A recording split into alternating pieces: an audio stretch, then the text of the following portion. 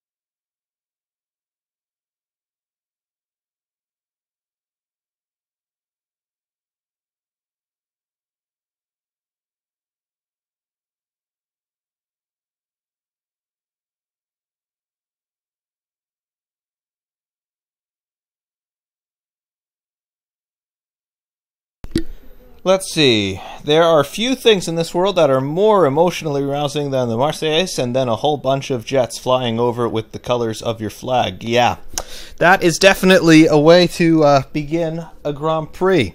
Regardless of that, we do have a Grand Prix on tap for us today. And of course, we have a starting grid for said Grand Prix, and it reads a little bit like this. We were a little bit confused as to what we might see at the Paul Ricard circuit because we simply have not raced here since 1990 and we have no data with any sort of relevance to today's cars. However, the qualifying order looks a bit like this. Pole position, car number 44, Lewis Hamilton. P2, car number 77, Valtteri Bottas in the second Mercedes. Mercedes lines up front to rear to each other on the start of the grid. P3 for the Ferrari of Sebastian Vettel. Fair effort for him. However, Mercedes with their engine package appear to have made yet another step forward. P4 for Max Verstappen in the first of the Red Bulls. He's followed immediately by his teammate Daniel Ricciardo in P5. P6, Kimi Räikkönen in the second Ferrari, followed by Carlos Sainz in P7 in the Renault. P8, the Sauber of Charles Leclerc. A Q3 appearance for the young Monegasque in his first season in Formula One in the Sauber, starting 8th today on the grid. That is absolutely ridiculous for the young rookie. He will be loving that in this, what is effectively his second home race. P9, Kevin Magnussen in the first of the Haas cars, and he is followed in P10 by Romain Grosjean in the second Haas. P11, Esteban Ocon, another Frenchman in this race today. He starts 11th in front of Nico Hülkenberg in the Renault in P12. P13, Sergio Perez in the second Force India. He's followed in P14 by Pierre Gasly, another Frenchman in this race. P14 in the Toro Rosso. P15, Marcus Ericsson in the second of the Saubers. He is in front of P16's Fernando Alonso. Yes, last weekend, Fernando Alonso won the 24 Hours of Le Mans along with Kazuki Nakajima and Sebastian Buemi in the Toyota outfit. However, P16 for the illustrious Spaniard is all he could manage. P17, Alonso's teammate Stoffel Van Dorn in the second McLaren. P18, Sergei Sirotkin in the first of the Williams cars. He is followed in P19 by Lance Stroll, his Williams teammate. And in P20 and last on the grid today, Brendan Hartley.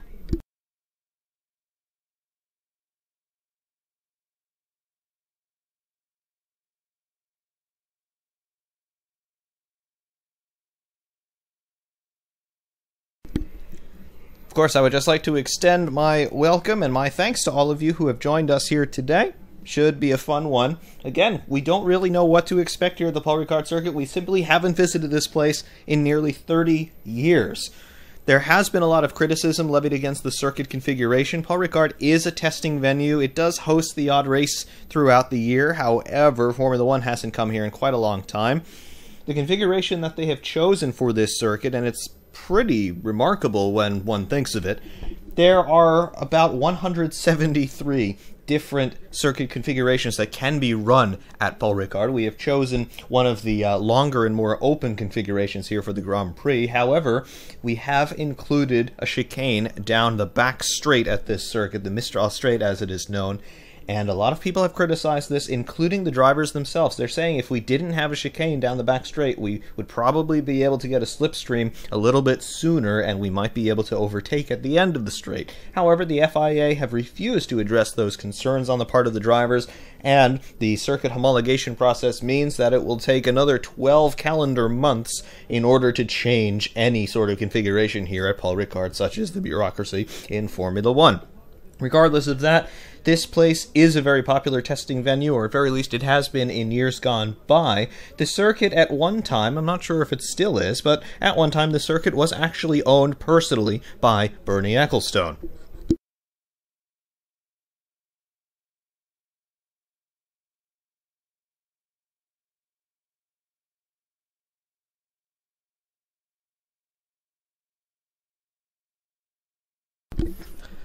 Good morning, good afternoon, good evening, good night to everybody, wherever you may be in the world.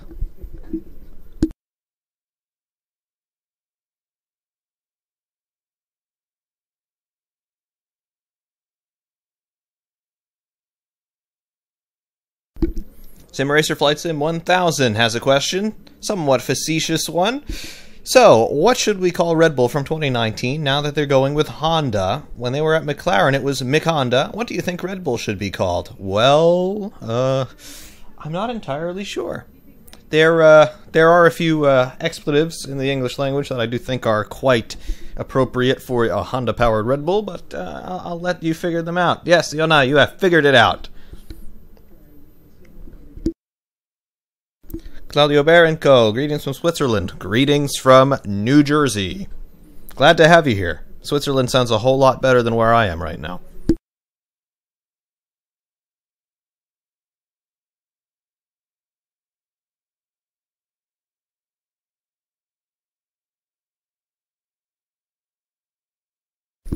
Jonathan Straitman asking, does anybody know why the asphalt has glitters on it? I think what you're seeing is some of the gypsum particulate matter in the asphalt.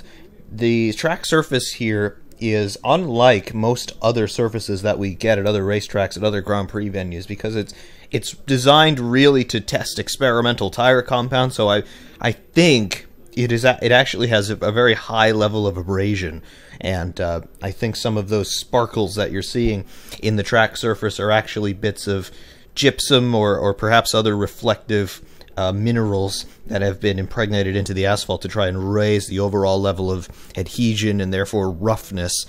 I would not be surprised to see tires being eaten alive today, particularly rear tires. There are a few long high-speed corners in Sector 2 and Sector 3 of this lap, so if we do see high tire deg, particularly rear tire deg, I would say that those glitters, the sparkles in the surface, that is indicative of very abrasive materials being used in the asphalt.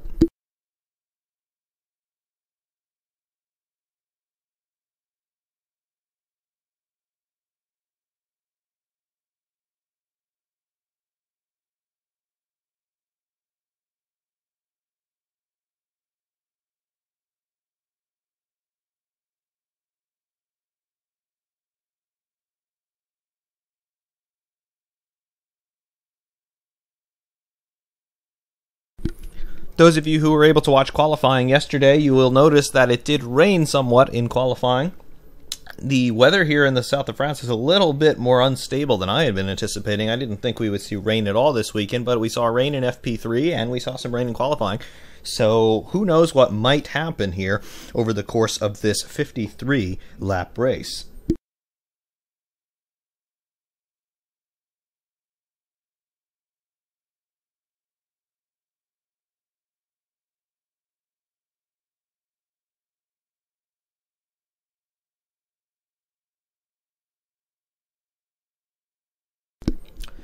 Yes, Claudio, if it were to rain, then obviously the strategy gets thrown out the window for all the teams, and the person who's going to capitalize is the one who makes the switch to the right tires at the right time.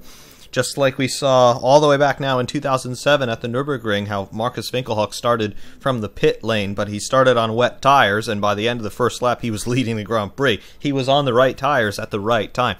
Whoever makes that decision to go on to the appropriate tires at the appropriate time, should we get rain, is definitely going to be at a tremendous advantage. And then, of course, it depends on all sorts of factors. What does the weather continue to do? Does the car have any reliability issues? Does anybody else make an inspired decision as well? All of that is still to play for. But if it does rain, you must be on the right tires at the right time.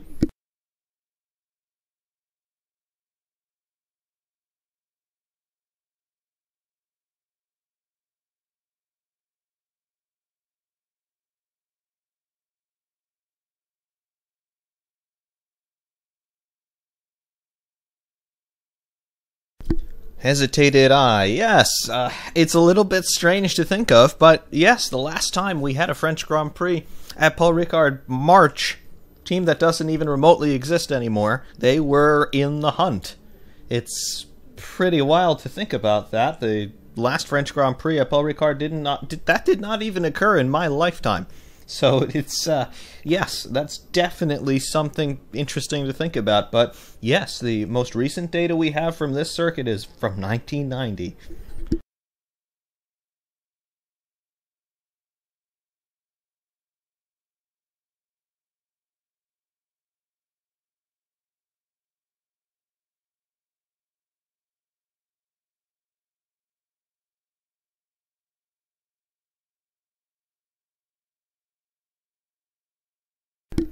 Sky Sports World feed there, just showing us the available soft, super soft, and ultra soft compounds here today. We're also hearing that there is roughly a 60% chance of rain during the course of today's session.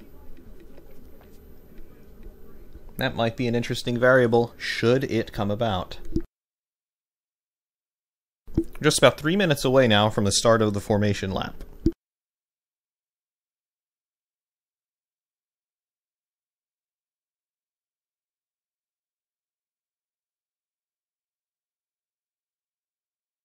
SimRacer Flight Sim 1000 asking about the very recent VRC Formula North America pack.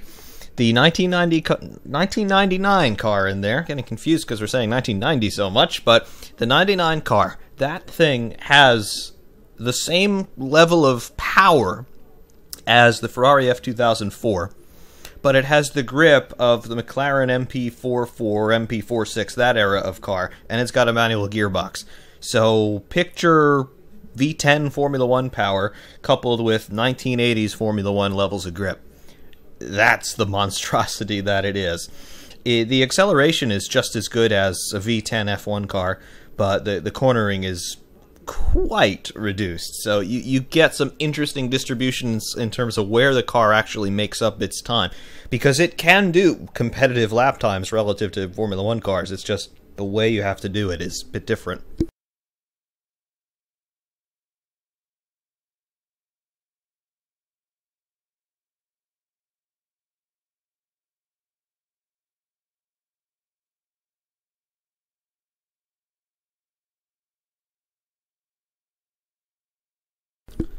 The mechanics now making the final preparations to the cars. They are removing the tire blankets from the Mercedes of Valtteri Bottas. They will just stick around alongside him up until the last moment, per the regulations. The drivers, of course, are all strapped in. Their helmets are on. They are ready to take the start of the formation lap. The engines are running. Now the mechanics all vacate the grid as quickly as they can. They must be standing behind the white lines that delineate the edges of the track limits down the start-finish straight. Otherwise, their team could well be penalized. The drivers now just focusing on the light gantry up front. One red light remains lit.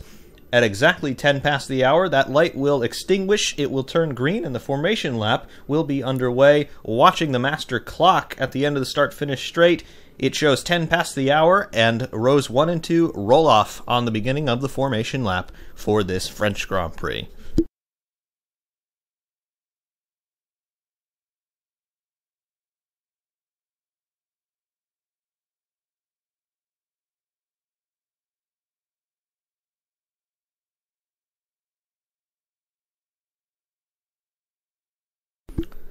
The field has now left the start-finish straight, and they are making their way through the first few corners of the lap.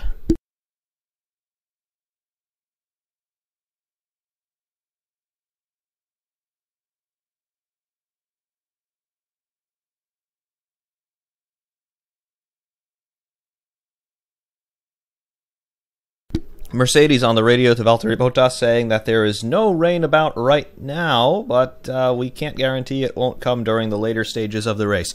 Again, we have 53 laps scheduled for today. Our current air temperature is 24 Celsius, track temperature is 42, humidity is at 50%, and the wind speed is 6.6 kilometers per hour. We're not exactly talking about extremely hot and humid conditions here today, so when the weather is a little bit cooler, but you do have some winds about, that does usually mean we're going to see some rain. So I don't want to get everybody's hopes up, but we could well see some rain today.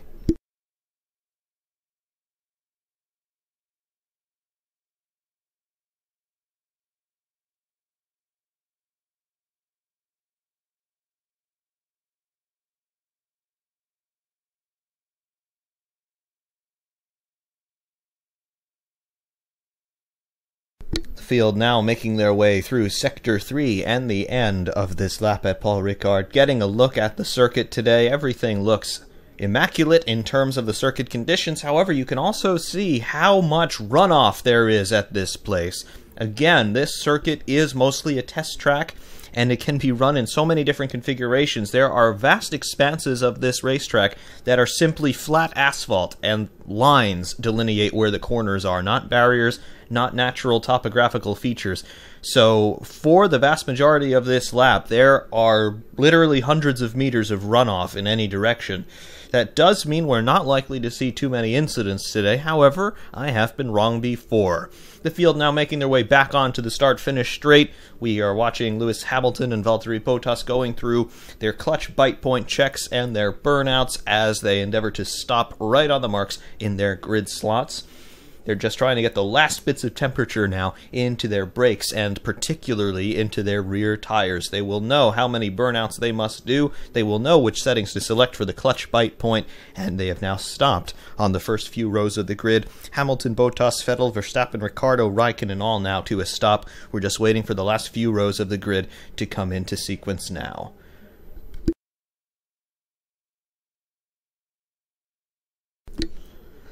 The last row is now in position. The green flag is up at the back. The safety car is in position at the rear end of the field.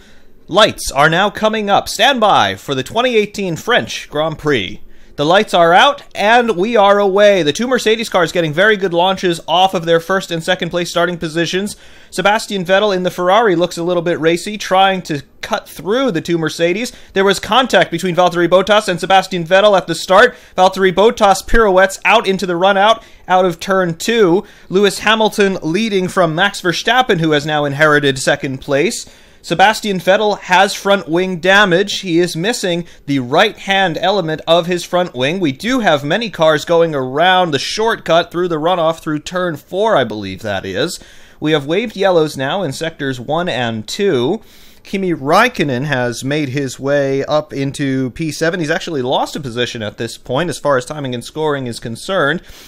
Safety car deployed now, halfway to the end of lap 1 of this French Grand Prix. There were a lot of incidents there. I could not pick out every single one of them as they started. We have a Force India which has stopped. That is Esteban Ocon.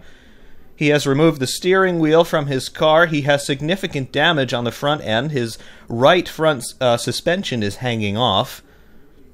There's a lot of debris around that car as well. I certainly believe he did not do that by himself. Meanwhile, on board with Sebastian Vettel, who has dropped all the way down into P14, the left-hand side of his front wing is trailing sparks on the ground. Cameras cut to the Ferrari pit box, where they are holding a new front wing and nose cone assembly for Sebastian Vettel. Meanwhile, Pierre Gasly has also come to a stop out on the circuit. His front brakes are on fire, and his front wing is gone. Valtteri Bottas, meanwhile, limping back to the pit lane. He has a left rear puncture and flat spots all over the remaining tires on that Mercedes. Here are some shots of Sebastian Vettel. The right-hand element of his front wing is completely gone. The left-hand element is barely hanging on to the nose there. It's barely supported by just a single pylon now. Sergei Sirotkin is ahead of Sebastian Vettel. Radio.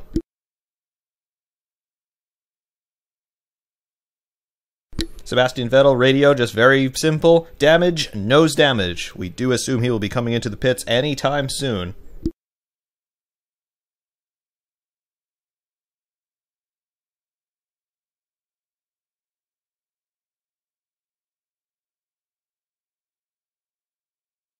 Into the pit lane come Sergei Sirotkin, Sebastian Vettel, and Fernando Alonso, I believe. Indeed, it is the Spaniard. Sebastian Vettel comes to a stop in his Ferrari garage of men. They change the tires, they remove the damaged nose section, they replace it with a new nose section. All four wheels are affixed, and Sebastian Vettel is released back into the Grand Prix. We'll wait for timing and scoring to shake out, but Sebastian Vettel should be resuming in about P17. Valtteri Bottas still has yet to make the pit lane. Again, he has that left rear puncture. He's only now just reaching the pit lane. The medical car has more than caught up to him. The medical car follows the field on the first lap or two before it pits. Meanwhile, a replay of the start from the Sky Sports World feed. Almost identical starts from the Mercedes. However, Sebastian Vettel gets a slightly better jump than both of the Mercedes cars. However, he has absolutely nowhere to go before he gets into the left-hand corner of turn 1. He was squeezed out quite severely by Valtteri Bottas there. Vettel essentially had no escape route as he made contact with the left rear of Valtteri Bottas with the right front of his front wing. Sebastian Vettel appeared to be later contacted by one of the Haas cars. I couldn't quite identify it. We were a little bit too far back on that long shot. There's the initial contact between Vettel and Bottas. That did the majority of the damage to the Ferrari. However, there was a second incident with Sebastian Vettel that we may not be able to see. Replay of the start on board with Vettel. We see how Bottas squeezes him into this pocket behind Lewis Hamilton. Vettel turns into the corner and he locks up the left front wheel. That's what lost him some of that initial bite on turn-in, and that's what sent him straight into Valtteri Bottas. Cold brakes. Turn 1, lap 1, definitely an easy error to make. Meanwhile, in the back, that was a big incident involving the Force India of Esteban Ocon. Trying to see this onboard replay, it looks like he got over the curb. I'm not entirely sure if getting over the curb is what unsettled the car or if he had some help. On board with Pierre Gasly. Pierre Gasly completely lost the back end, breaking into that right-left chicane, and he simply speared into the back of Esteban Ocon. I think Ocon was a completely innocent victim in that scrum.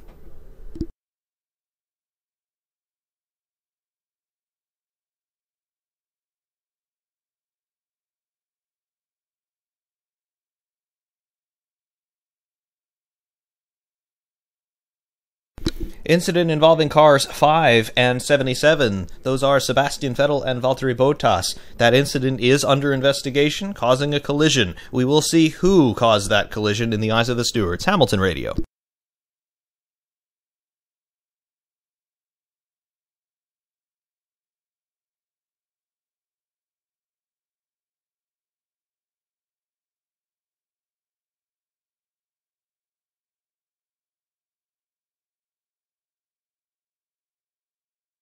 Martin Brundle echoing what I was saying there as we watched the replays of the start. Sebastian Vettel did get a better launch than both of the Mercedes cars. However, he was squeezed out to track left by Valtteri Bottas moving over toward the left, and Lewis Hamilton simply did not have the acceleration that he needed. So Vettel was catching up both of the Mercedes at an alarming rate of knots. You could hear very clearly that he had to back out of the throttle, if not get onto the brakes a little bit early to avoid initial contact with Lewis Hamilton.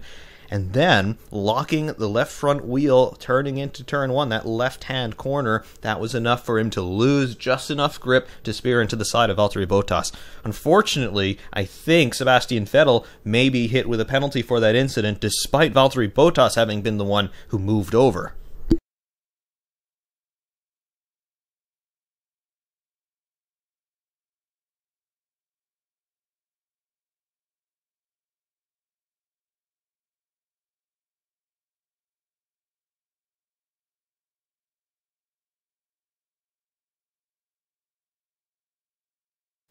Working lap 3 of 53 in this French Grand Prix. The safety car is still deployed. We do have a lot of debris out on the circuit, so this will still take another lap or two to clear. The safety car now allowing lapped cars to overtake if there were any. However, out of this race at the moment are Esteban Ocon and Pierre Gasly. Everybody who is still running is on the lead lap. Again, Sebastian Vettel and Valtteri Bottas were involved in an incident on the start. They have since rejoined the race after making pit stops. Vettel and Bottas run in P17 and P18 respectively. Out of the race thus far are two of our Frenchmen, Esteban Ocon and Pierre Gasly, for Force India and Toro Rosso respectively.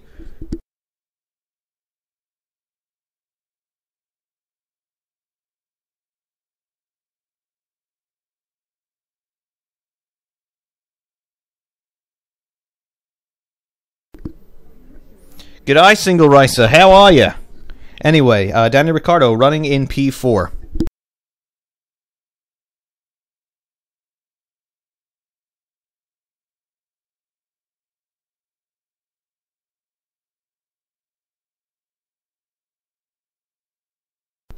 Another replay of that start incident. Man, that happened really quick. On board with Valtteri Bottas off the start, what do we see from the Finn's perspective? Vettel really just comes in out of nowhere. I think Bottas was even slightly surprised by where Sebastian Vettel was, and then he's just punted in the left rear by the locked-up Ferrari. On board with Carlos Sainz, front brakes smoking like crazy on the grid there. However, not a problem once you do get some airflow going through them. Watching to the right-hand side of our picture to see the... Yep, there it is, the lockup on Vettel there, getting him into Valtteri Bottas. Carlos Sainz was happy to see that. He made a couple of positions on board with Nico Hülkenberg in the other Renault. There was contact between one of the Force Indias and one of the Haas cars before the Vettel-Bottas incident, trying to figure out who that may have been. That was most likely Ocon in the Force India. Not sure who the Haas driver would have been. It may have been Grosjean.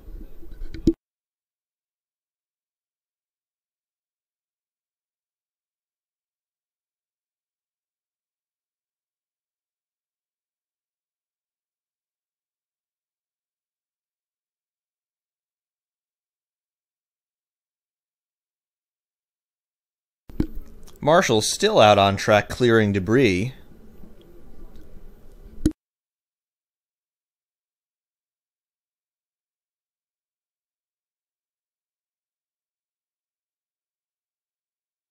Max Verstappen radio saying, hey, there's still pieces of car out on the curbs. How come they haven't cleaned it up yet?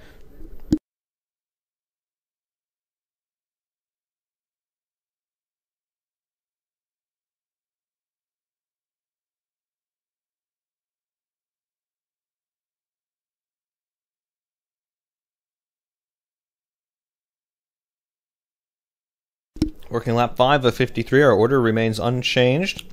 Hamilton leads from Verstappen, who leads from Sainz up in P3. Daniel Ricciardo in P4, Magnussen P5. Charles Leclerc still running brilliantly here today in P6. Raikkonen 7th, Grosjean 8th, Perez 9th, and Hülkenberg 10th. Getting word from race control now that the safety car period is coming to an end. We will be back racing here on lap 6 of the French Grand Prix.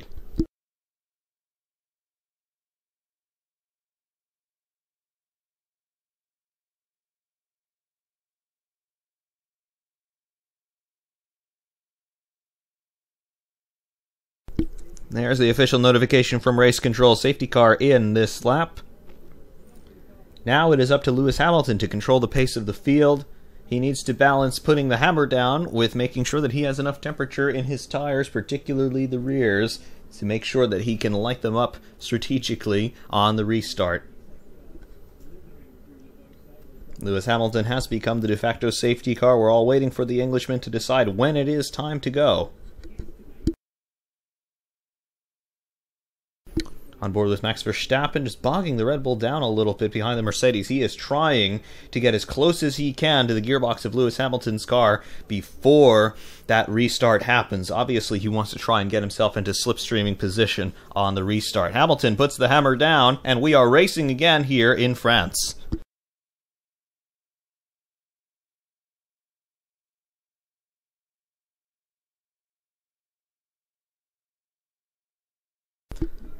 Lewis Hamilton crosses the line under green flag conditions to begin lap 6 of 53 in this French Grand Prix. The order is Hamilton, Verstappen, Sainz, Ricciardo, Magnussen, Leclerc, Raikkonen, Grosjean, Perez, and Hülkenberg, your top 10. Let's see if we can make it through turn 1 unscathed this time.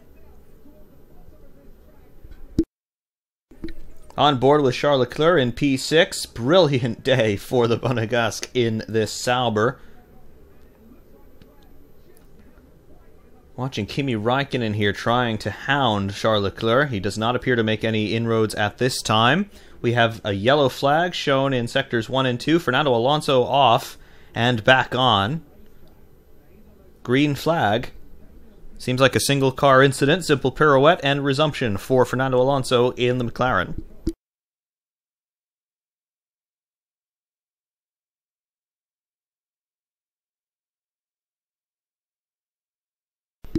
Camera's now picking up Sebastian Vettel all the way down in P15. He is following the Williams of Lance Stroll. On board with Fernando Alonso. Is this going to be the spin? Indeed it is. Oh, and he came perilously close to taking out Sebastian Vettel there. I don't think there was any contact between Vettel and Alonso there, but Fernando just lost the back end. Sebastian Vettel was right alongside. It would not have taken too much of a stretch of the imagination to see the McLaren take out the Ferrari. Vettel definitely getting lucky.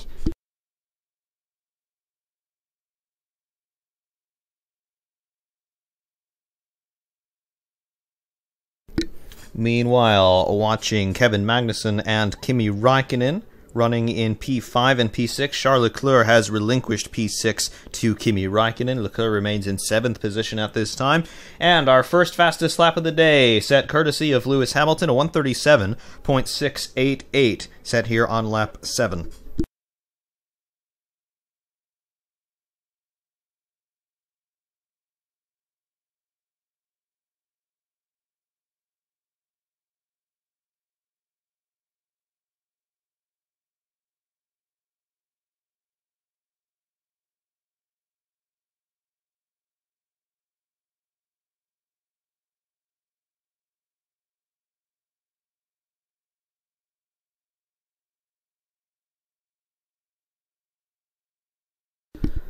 Watching Sergio Perez and Nico Hülkenberg, the sole remaining Force India, definitely being hounded by Nico Hülkenberg. Perez is in P9, Hülkenberg is in P10. Those are the two final points-paying positions. Meanwhile, at the sharp end of the field, Lewis Hamilton leads Max Verstappen by 1.240. That was the interval last time by. Hamilton's last lap time, a 1:37.688, compared to Verstappen's last lap time. His time was a 1:37.728. Lewis Hamilton, meanwhile, resets fastest lap of the race as I speak. He has now done a 1:37.454. Max Verstappen's about 0.3 a lap slower. The gap has grown now to 1.5 seconds.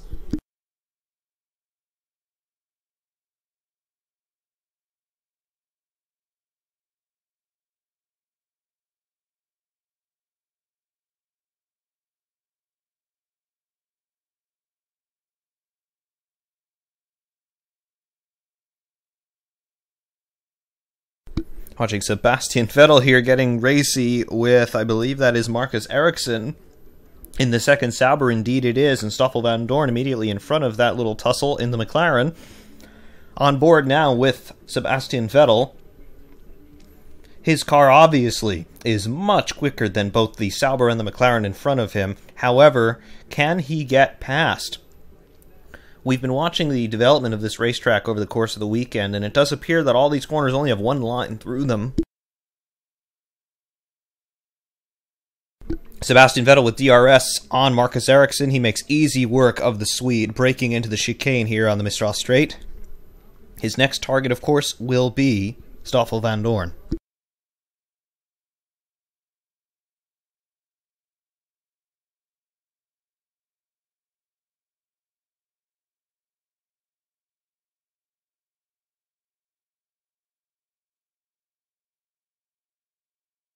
Sebastian Vettel is up into P12 after having fallen to effectively the back of the grid.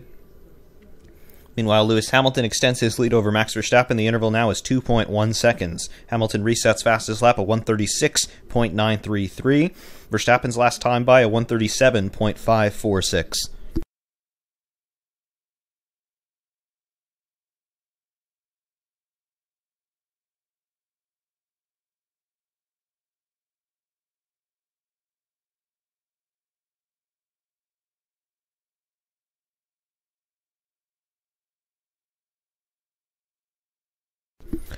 Meanwhile, in replay, Kimi Räikkönen making a pass on Kevin Magnussen, that is. That was for P5. Räikkönen now running in 5th place.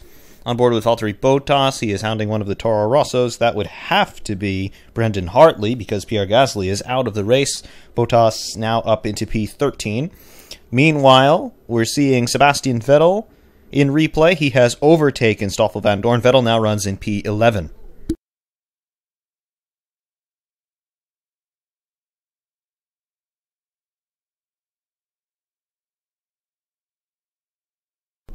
At the front of the field, we were watching the replay of Sebastian Vettel on Stoffel Van Dorn while this happened. However, Danny Ricciardo has now overtaken Carlos Sainz for 3rd place. Red Bulls run 2nd and 3rd now.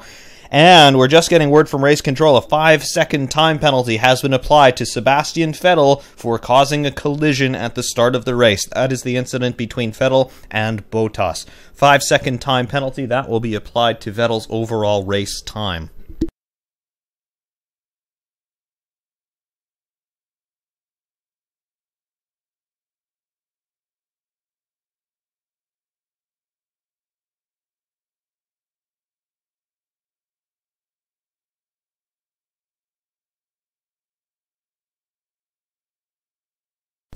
I view the Vettel-Bottas incident as a racing incident. I think that Valtteri Bottas actually made life a little bit difficult for Sebastian Vettel there. He forced him into a disappearing wedge, effectively.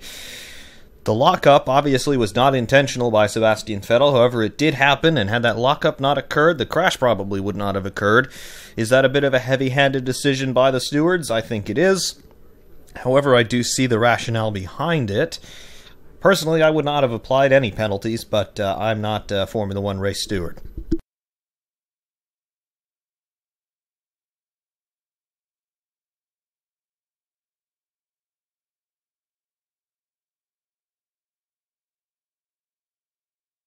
Kimi Räikkönen has now overtaken Carlos Sainz for P4. The order now: Hamilton, Verstappen, Ricciardo, Räikkönen, your top 4. Carlos Sainz now down into P5. That Renault definitely had some good pace yesterday, but it really can't do anything during the race. The Ferrari is far superior.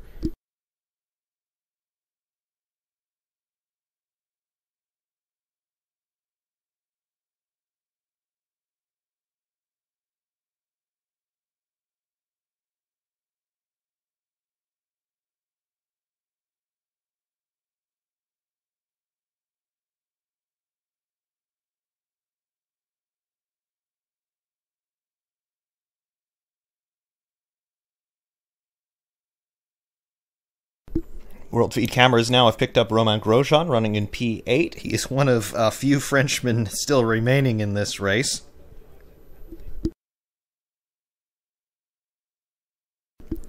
Red Bull just informing Danny Ricciardo of Sebastian Vettel's 5-second penalty. They're saying Vettel may attempt to run to the end. He's already made his pit stop. Again, we were talking about this track surface before the race began. We'll have to see how abrasive it really is. I don't know if any of you have noticed this yet, but from some of these onboards, I'm seeing little speckly pieces coming up from the asphalt, almost as if the tires are ripping it up.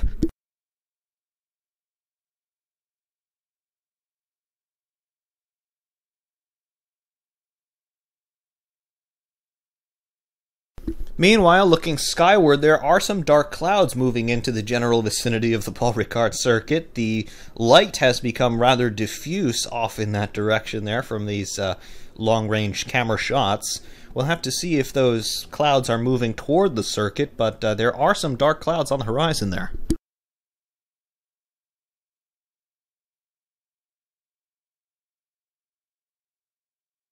Claudio, yes, those of you who watched Bahrain, you will definitely know that Sebastian Vettel is very good on worn tires. Sebastian Vettel is now running P10, having just overtaken Nico Hülkenberg. Vettel back up into the points.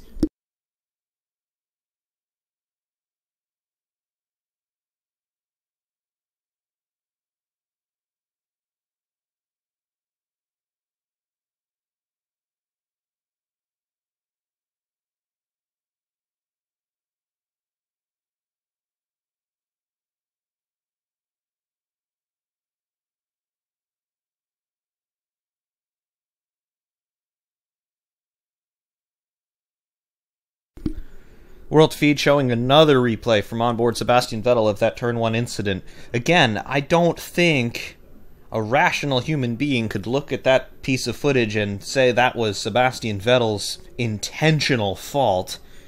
However, the Ferrari hit the Mercedes, not the other way around.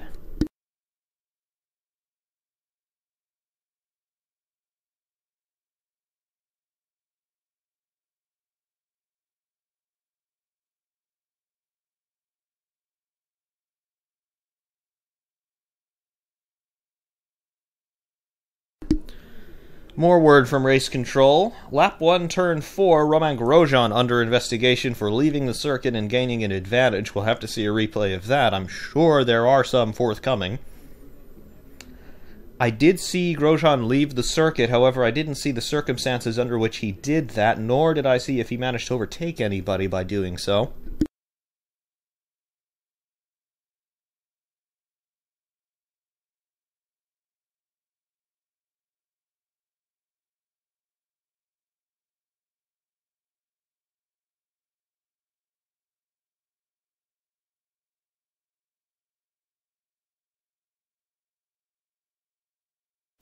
Meanwhile, at the sharp end of the field, Lewis Hamilton continues to lead Max Verstappen. The gap there is 2.9 seconds. Daniel Ricciardo running in P3. He is a further 4.8 seconds behind his teammate in P3.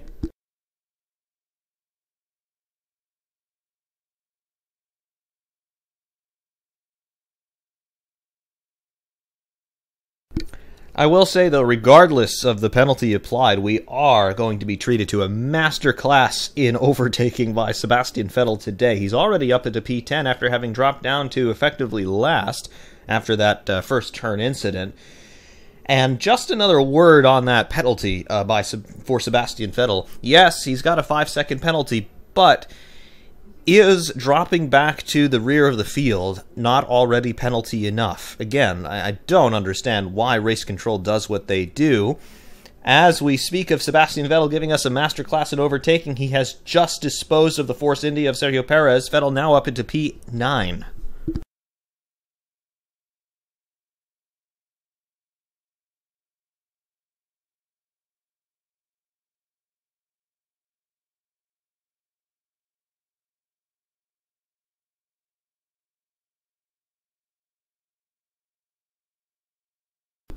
Riding on board, looking arrears from the Haas of Romain Grosjean, Sebastian Vettel looming out there in the distance. The Ferrari is coming. The Frenchman is not going to hold on to his 8th place running position for much longer.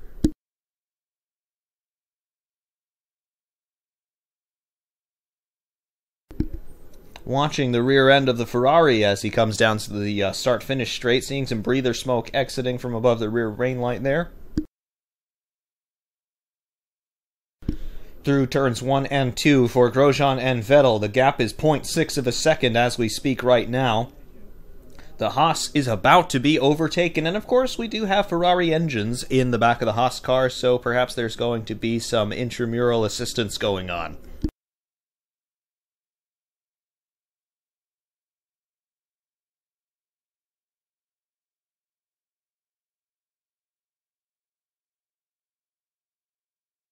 Sebastian Vettel down the Mistral straight with DRS on Romain Grosjean. Is he close enough to make a move into the chicane? Vettel moves to the inside, and Vettel makes easy work of the Haas. Sebastian Vettel now up into P8. His next target is going to be the Sauber of Charles Leclerc for P7. The interval there is just 0.6 of a second.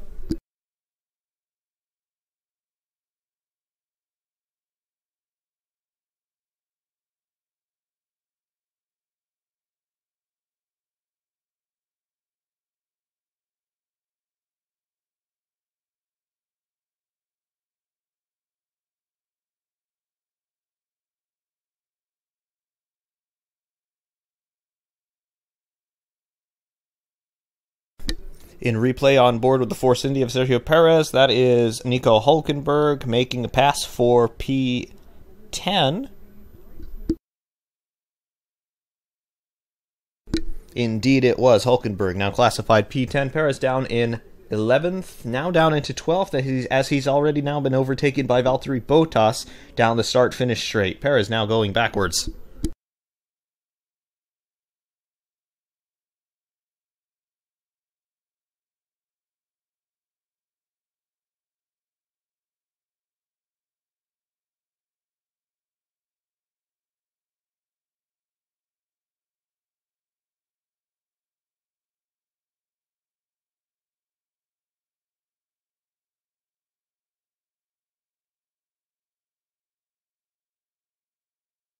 Still only working lap 15 of 53. This is definitely going to be one of the longer races of the year in terms of time. Hülkenberg radio.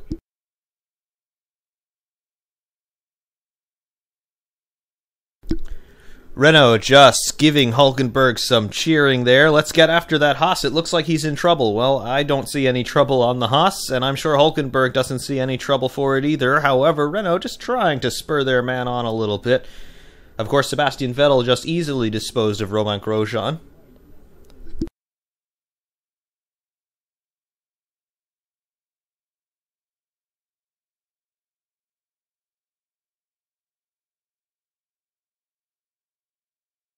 Yes, Claudio making a point about those clouds. We're not seeing the clouds right now on the world feed, and just judging by the shadows that the cars are casting on the ground, they are still rather stark for most of the circuit. However, as I speak, down the start-finish straight, the sun has been completely obscured behind some cloud cover there. The stark shadows have all gone away. Perhaps we will see some changeable weather in this race. That is not out of the question at this point. Now just getting a notification from race control for driving unnecessarily slowly behind the safety car. Sergei Sirotkin, car number 35. He is currently running 18th and last for Williams.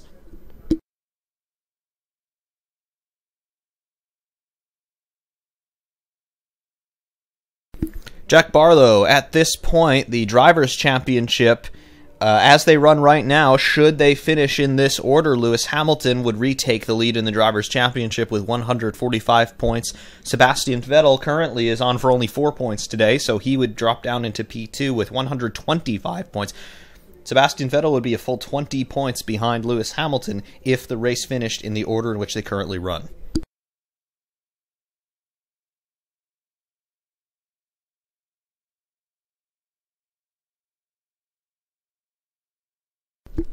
Ultra slow motion replay here of Grosjean and Hülkenberg there. Look at the amount of brake dust coming out from the front end of that Renault.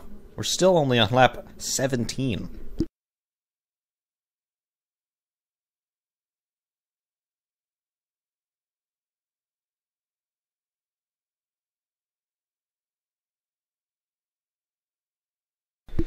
Meanwhile, look who's come to life. Kimi Räikkönen has just reset fastest lap of the race, 136.769. Räikkönen running in P4 in clean air. He's got about 3.5 seconds back to Daniel Ricciardo there for P3.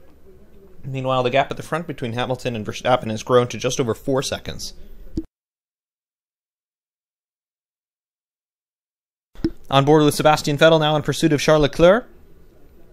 We're coming up to the start-finish straight. Vettel should have DRS quite easily on the Sauber in front.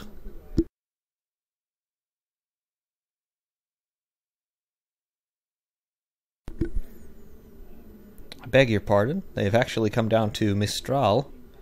Vettel with DRS advantage into the chicane there makes easy work of the Sauber. Sebastian Vettel now up into P7.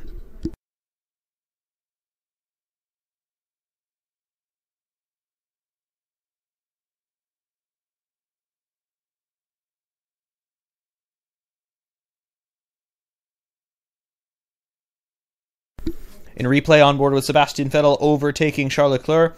DRS makes that as easy as you like. Closing speed there between those two cars was absolutely enormous.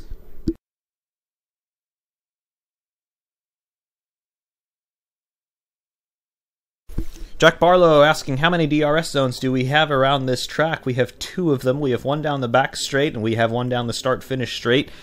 Meanwhile, Lewis Hamilton responds to the pace set by Kimi Räikkönen. Hamilton resets fastest lap for himself, 1:36.637.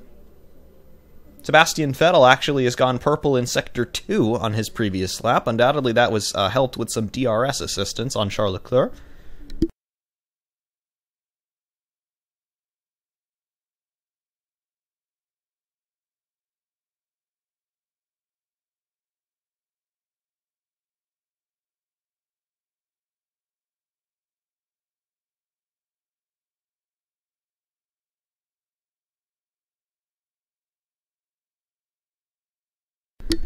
The cars running here at the sharp end of the field have really been strung out, as I was thinking they would be.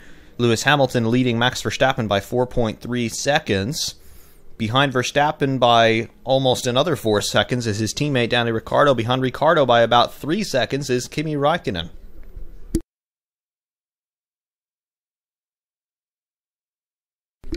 In replay here, Sebastian Vettel and Kevin Magnussen once again down Mistral. Vettel making easy work of the second Haas car. Vettel now classified in P6. Sebastian Vettel absolutely storming through the field. Jack Barlow asking another question. They say 2019 regulations will make the car slower, but by how much per lap? Well, nobody really knows because nobody has ever run a car in 2019 spec yet, but I'm estimating the cars to be about 3 seconds per lap slower at most circuits. Now, one could argue that they'll have some less drag, so perhaps straight line speeds could be a little higher, but they're going to lose a lot of downforce in the corners. So I would say most tracks that we visit, I would expect to see 3, maybe even 5 seconds a lap slower, depending on how many high-speed corners there are over the course of a given lap. The cars will be significantly slower next year.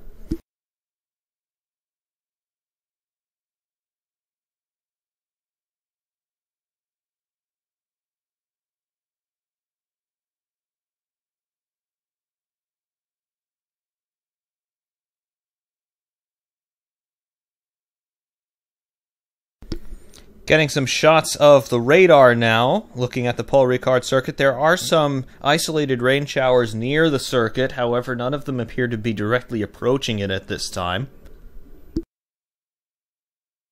Now getting a shot of the clouds. Yes, they do look somewhat threatening, and there is rain falling out in the distance. Will any of it waft over to the circuit's general direction? That remains to be seen, but there is rain in the area.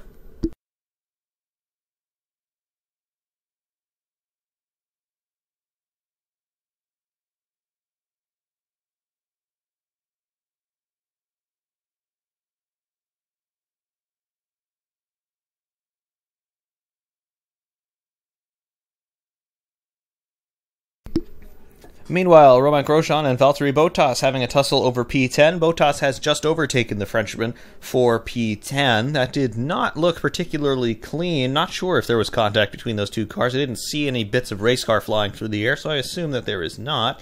However, Bottas definitely squeezed Grosjean for all he was worth. Very interesting to see Bottas having to fight with the Haas for that overtake. Sebastian Vettel not fighting with anybody, he's just driving past. Vettel's next target is going to be Carlos Sainz for P5.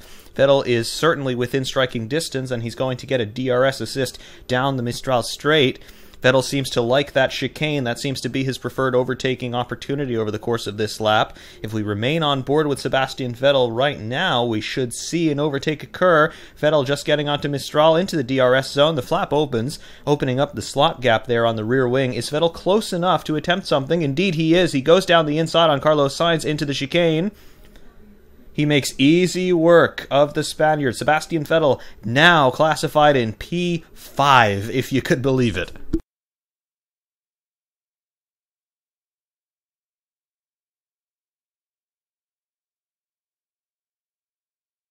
Jack Barlow, what is the slowest lap in F1 history? Well, it depends on what you consider a slow lap, because when Formula 1 raced at the Nürburgring Nordschleife, it was not uncommon to see lap times within the 5-minute range, simply because the circuit is so long. However, in more modern memory, the slowest lap in Formula 1 history actually occurred at the 1990 San Marino Grand Prix at Imola. back then there were too many teams and too many cars entered into the World Championship for all of them to participate in the race. So they had what was called a pre-qualifying session, where the slowest 4 teams would go out and try to earn the last 2 grid slots. And the slowest lap ever officially recorded in pre-qualifying in 1990 was set by a driver called Bruno Giacomelli in the Life team. Life was a very small ex-Formula 3 team that tried to build a Formula 1 car, and, well, they just couldn't really do it. They had a W12 engine, which was horribly underpowered and horribly unreliable. However, they made it to Imola that year. Bruno Giacomelli driving just the single car fielded by the team. He set an official qualifying time at Imola of over 7 minutes. So that is the longest, that is the slowest lap time officially recorded in a qualifying session, at least in the last 30 years.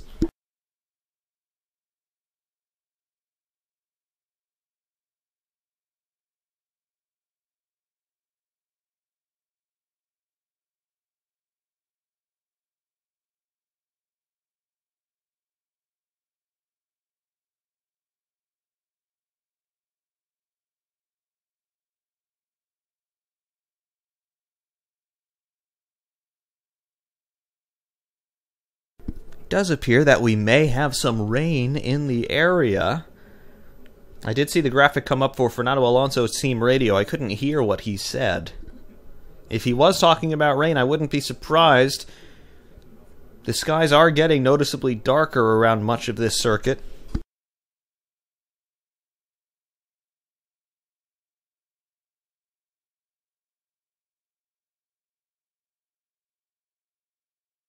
If we do see rain here, it's very likely just to be a brief shower, and it may not be even appreciable. With these slick tires, they are able to run with some level of moisture on the circuit. Not much, because they don't have any sort of tread surface. There are no grooves cut into the tire, and of course there are no tread blocks. Therefore, if there is any sort of standing water on the circuit, they will be useless. You may as well be driving on ice at that point. But if the circuit's just a little greasy, these slick tires can actually power through that, so it depends on how much rain we actually get.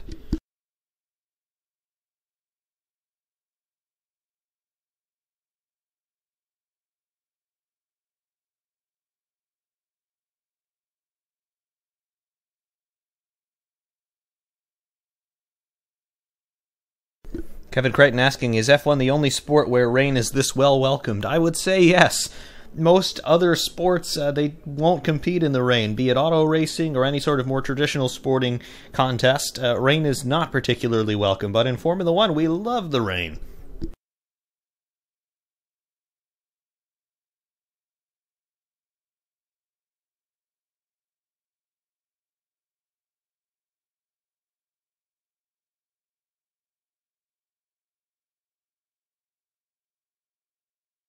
Jack Barlow asking a personal question, why do you like Ferrari so much? Well, I think Ferrari just makes some of the coolest road cars available from any other company today, and I love their history. I love the fact that they're purists. They like V12 engines and things like that, so the Ferrari road cars to me are some of the coolest things ever built.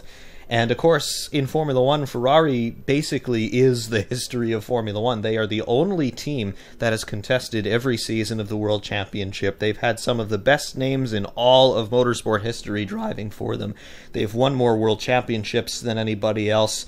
And of course, as I've said, they've competed in Formula 1 since the very beginning. So that's why I like Ferrari. It really doesn't have much to do with them being red, although I will say that red is my favorite color.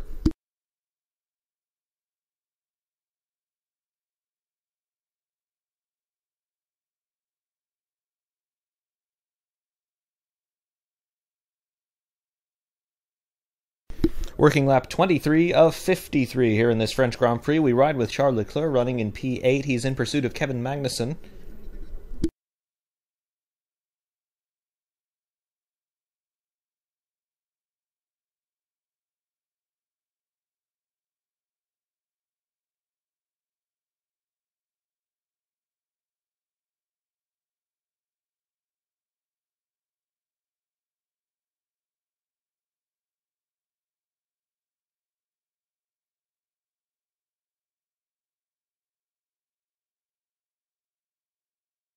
Charles Leclerc unable to make any inroads here on Kevin Magnussen for P7.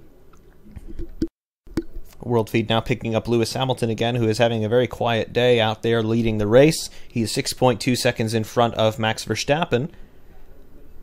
And those dark clouds continue to descend on the circuit, however, most of the track still bathed in sunlight.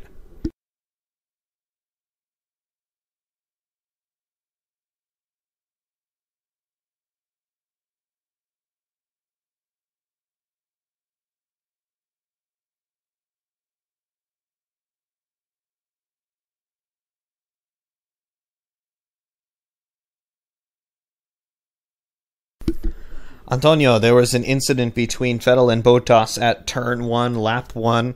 Vettel locked up and ran into the side of Valtteri Bottas through the first corner. Bottas had a left rear puncture as a result, and Sebastian Vettel lost most of his front wing.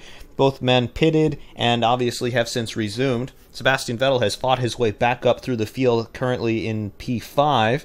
Valtteri Bottas has also come back somewhat. He's running in P10.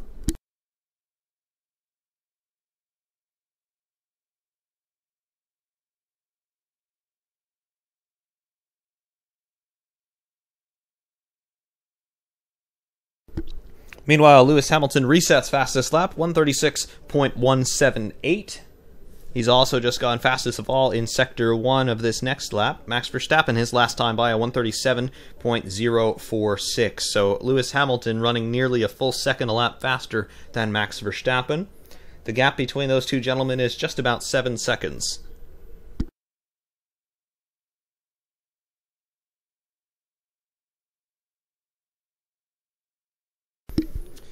Jack Barlow asking, do I still hate the Halo? Yes. Yes, I do. I think it has absolutely no business being anywhere near a race car.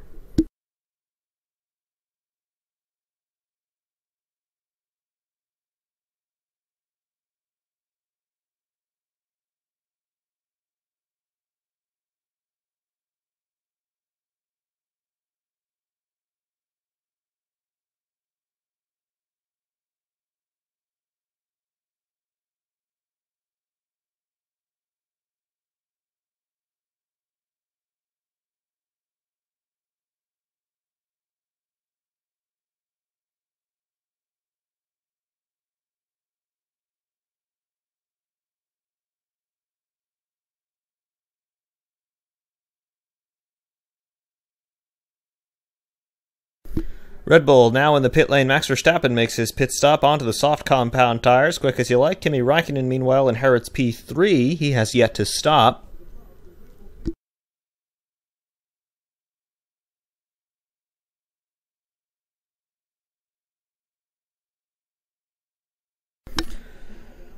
Max Verstappen exits the pits. There's Sebastian Vettel coming down on him.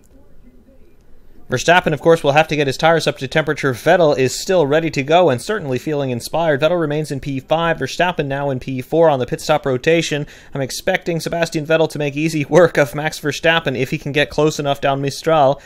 However, once Verstappen gets some heat into those tires, well, that could be a little bit more of a fight for Sebastian Vettel to get that position. The other question is, does Sebastian Vettel have to stop again? He has already made a pit stop, but that was on lap 1 to repair that damage. Who knows if Vettel is actually good to go to the end. We do know that Sebastian Vettel is more than capable of nursing tires for basically an entire Grand Prix distance. However, it remains unknown as to whether or not the tires can actually last that long.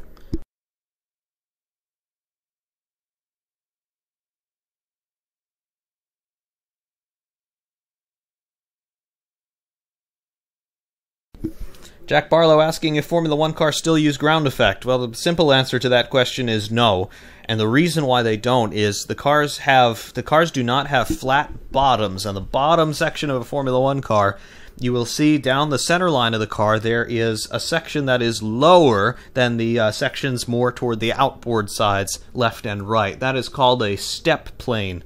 And the reason why the step plane is there, it's to prevent the teams from sealing the under tray and forcing all of the air that's going underneath the car to exit out the back and therefore create more downforce that way. The stepped bottom on a Formula One car, that was instituted for the 1995 season after the FIA thought that the cornering speeds were too high and needed to slow the cars down. Meanwhile, Sergei Sirotkin, driving unnecessarily slowly behind the safety car, he's been given a 5-second time penalty. Carlos Sainz now in the pit lane for Renault.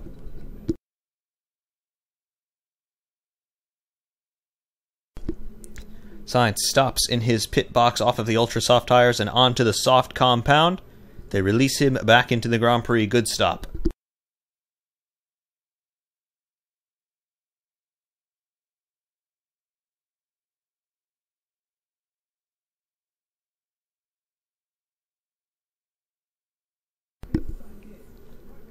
And look at Marcus Ericsson there, overtaking Carlos Sainz. P14 there. Sainz resumes in P15.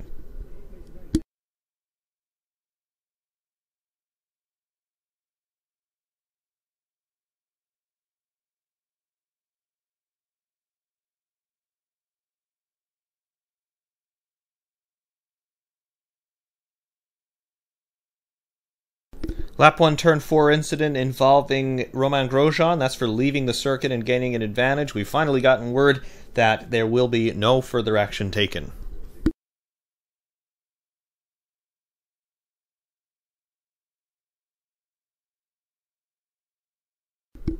In replay, Carlos Sainz entering into the pit lane. He locked up, and now we see him exiting the pit lane, and Marcus Ericsson was right there. He was crossing the white line that delineates the pit exit from the racetrack. However, the racing line takes you over the pit exit as you're approaching turn 1. So Ericsson was not in the wrong place. It was more a situation of Sainz being forced to run in that section of the track because that's where the pit exit is, and you're not allowed to cross that white line if you are exiting the pits. Problem is, that white line is literally the racing line for turn 1.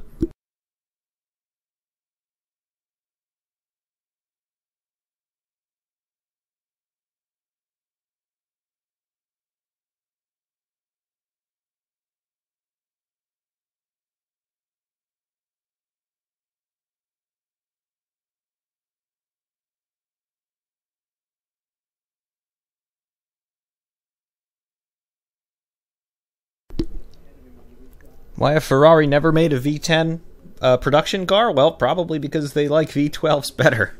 Their V10 engines, they were only designed for Formula One. They never made a different spec of V10. They never, for example, built a V10 for a road car. Meanwhile, Max Verstappen, no, that is Daniel Ricciardo in the pit lane for Red Bull, also onto the soft compound tires. We can assume that this will be the only pit stop if it does remain dry.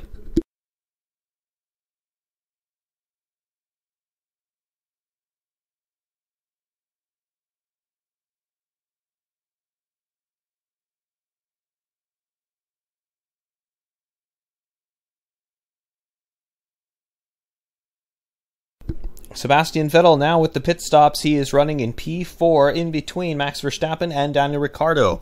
Vettel has been unable to make any inroads on Max Verstappen after the Dutchman's pit stop. Sebastian Vettel's tires are 27 laps old. Verstappen obviously stopped just a few laps ago, so his tires are fresh and perhaps good to go to the end. Now Daniel Ricciardo, we assume, is good to go to the end as well.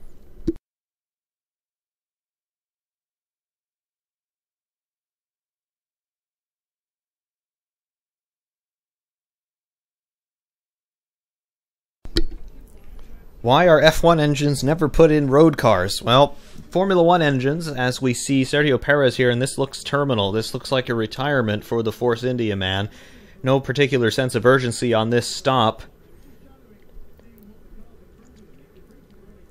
Putting Perez up onto the mobile jacks, it does appear. Yes, this is going to be game over for Sergio Perez. Not sure what the problem is on the Force India.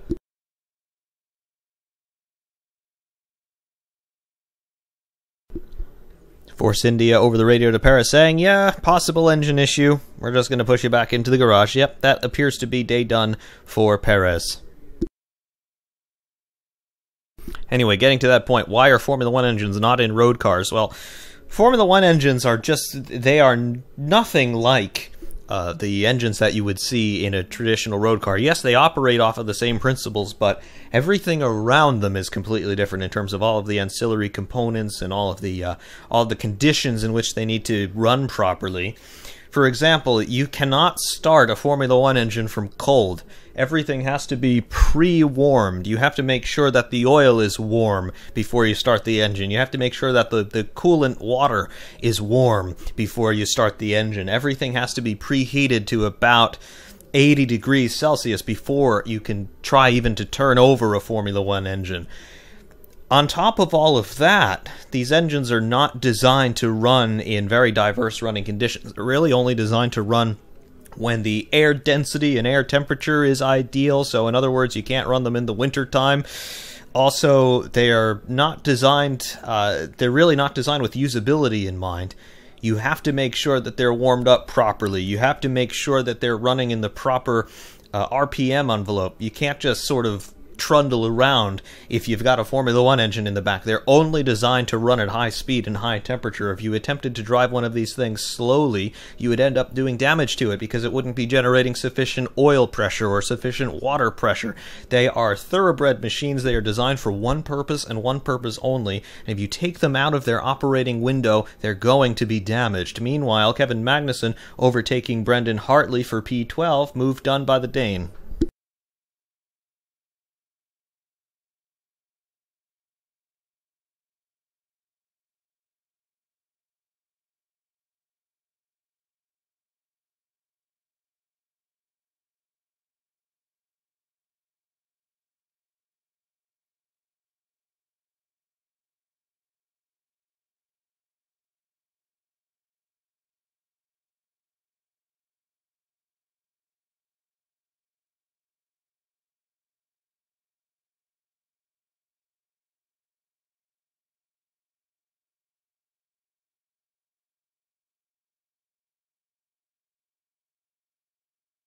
Meanwhile, we're just getting word that Romain Grosjean is still under investigation for an incident in Turn 1, Lap 1. Why is it Lap 31 of the Grand Prix and the stewards are still talking about the first corner? That's a bit ridiculous.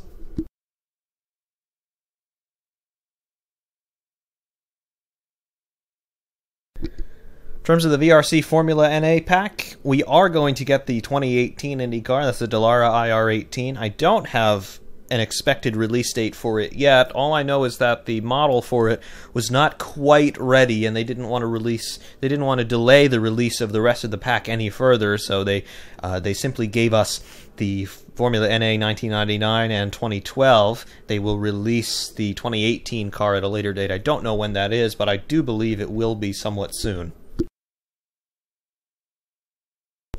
Abela458 asking, should Fernando Alonso leave Formula One? Yes, he should. Fernando Alonso, he wins the 24 Hours of Le Mans last weekend. He's won 2 Formula One World Championships. He won the 6 Hours of Spa in his first ever World Endurance Championship start, so he now has 2 wins in the WEC in the same year in consecutive races, as far as he was concerned. He also did a great job at the Indy 500 last year before the Honda engine let him down. I think Fernando Alonso is ready for a new challenge now. He wants to win the so-called Triple Crown of Motorsport. He wants to win the Formula One World Championship, and he wants to win the 24 Hours of Le Mans, and he wants to win the Indy 500. Fernando Alonso has already done 2 of those things, one of those things on 2 occasions. He's won the Formula One World Championship twice, once in 2005 and again in 2006. He's now a Le Mans winner. He's done well at Indianapolis before. I think Fernando Alonso is going to make a full-time switch to IndyCar for 2019. However, that remains to be seen.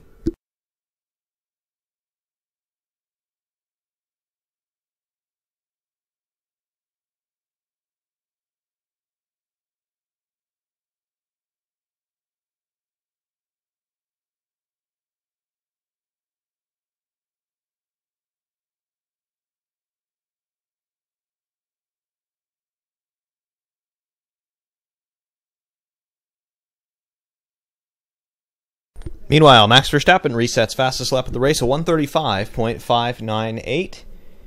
He remains 10 seconds arrears of Kimi Räikkönen for P2. Lewis Hamilton still our race leader. Hamilton has yet to make a pit stop. His super soft tires are 35 laps old.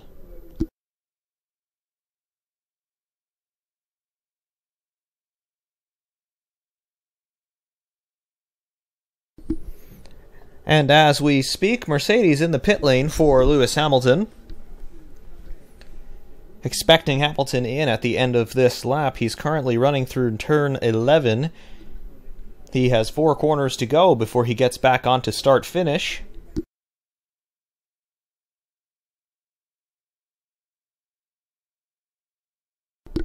Working lap 33 of 53.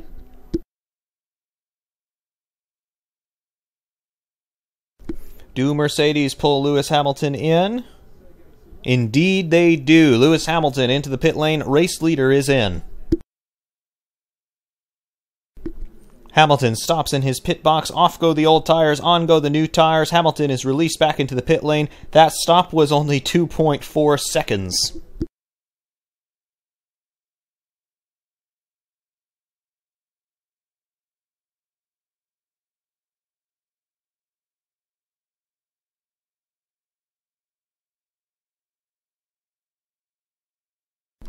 Kimi Räikkönen now inherits the race lead as he has yet to stop.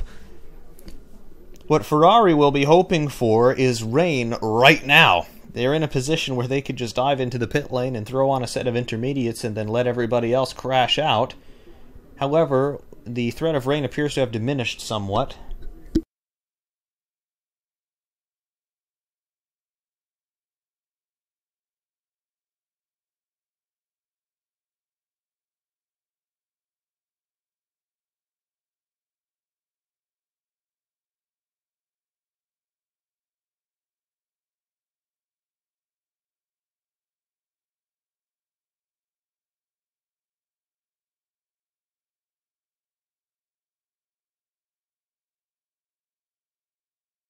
Meanwhile, Daniel Ricciardo looking at Sebastian Vettel down Mistral.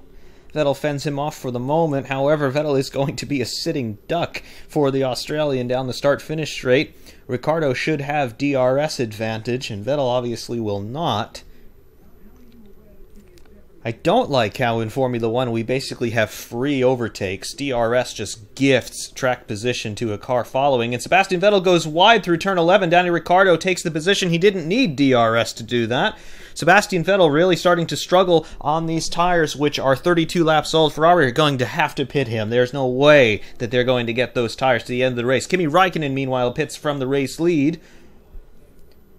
Off with the old, on with the new. Räikkönen onto super softs. Ferrari are not remaining in the pit lane. They are not pitting Sebastian Vettel at this point. Vettel needs to come back into the pits. He's losing too much time now.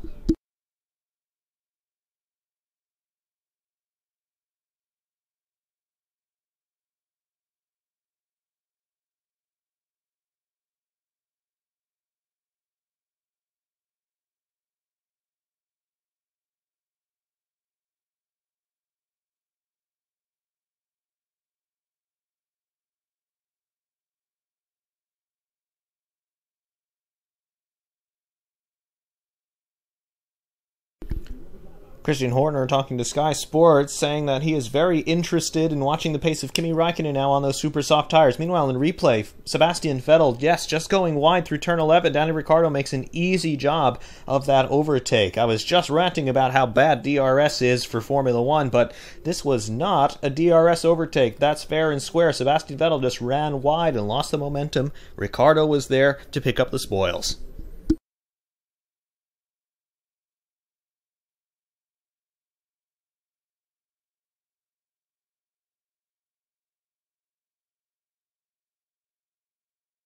Meanwhile, Lewis Hamilton resets fastest lap yet again, 135.348, now running on the soft compound tires. They're the hardest tires available this weekend. Max Verstappen responds by going purple in Sector 2.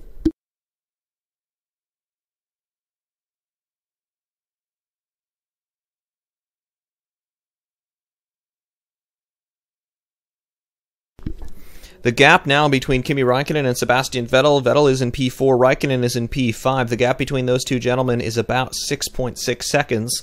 At this point, Sebastian Vettel, if he were to make a pit stop, he would lose that spot to Kimi Räikkönen. However, he might be safe from Valtteri Bottas. Ferrari needs to pit Vettel right now. If they let Vettel stay out there, he's going to continue losing time, and he could fall behind Valtteri Bottas after a pit stop. Ferrari, you gotta get Sebastian in the pits right now. What are you doing?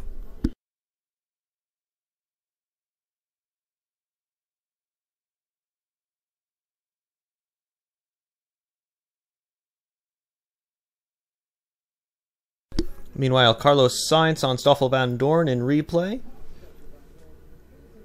Carlos Sainz now has P8, Van Dorn P9.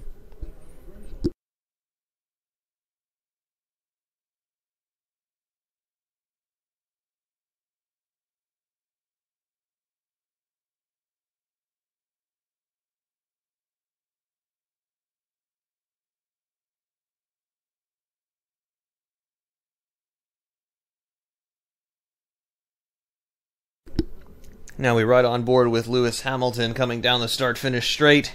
Everything looks well under control on board this Mercedes.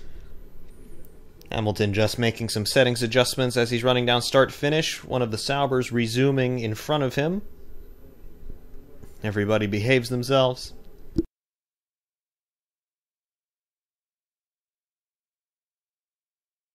Kimi Räikkönen now resetting fastest lap, 134.810, fastest of all in Sector 3, 41.904 in Sector 3. Max Verstappen... No, Max Verstappen does not answer. The race control graphics are wrong. Verstappen rather does not have fastest lap of the race. Kimi Räikkönen does.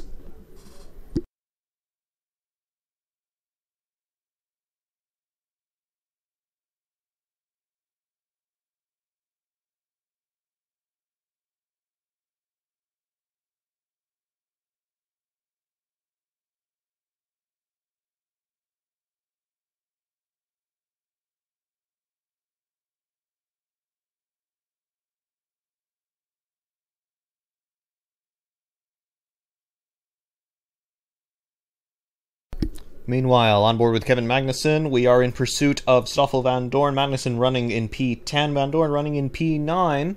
I don't think that order will remain for much longer.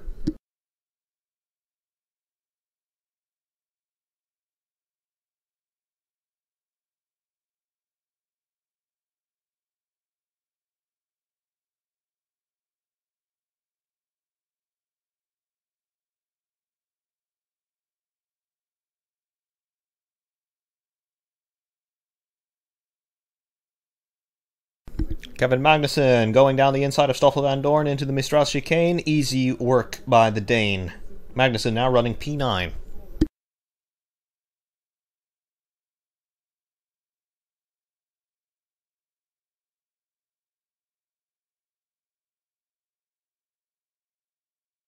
So far out of this race are both Force Indias of Perez and Ocon.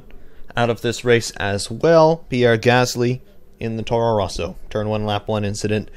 Esteban Ocon also taken out in a turn 1, lap 1 incident.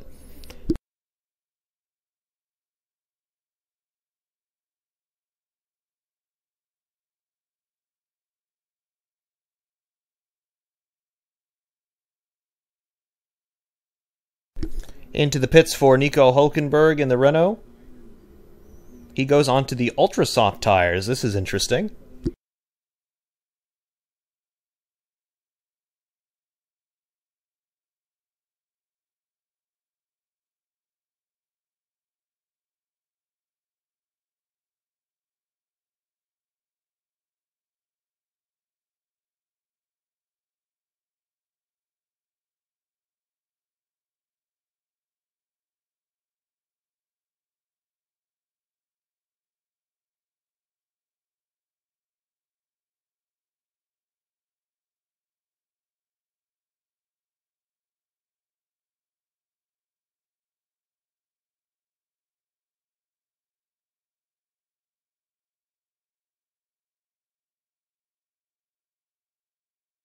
On board with Charles Leclerc, following Brendan Hartley. Brendan Hartley moves to the inside, down Mistral, trying to defend. Meanwhile, Kimi Räikkönen is right up behind Sebastian Vettel. Now the two Ferraris running line astern in 4th and 5th. Vettel still running 4th, Räikkönen in 5th, just 0.4 of a second behind. Here was what we had feared for Sebastian Vettel. His tires are 37 laps old, and he still has another 15 laps to go on those tires. Kimi Räikkönen on the faster super soft compound. Raikkonen is going to have to get by Sebastian Vettel. Meanwhile, Sebastian Vettel all the time losing time. Raikkonen gaining 6.5, 7 tenths on Sebastian Vettel in single sectors, and we see the Ferrari swapping position. Raikkonen now in 4th, Vettel now in 5th. The real X factor now is the gap to Valtteri Bottas.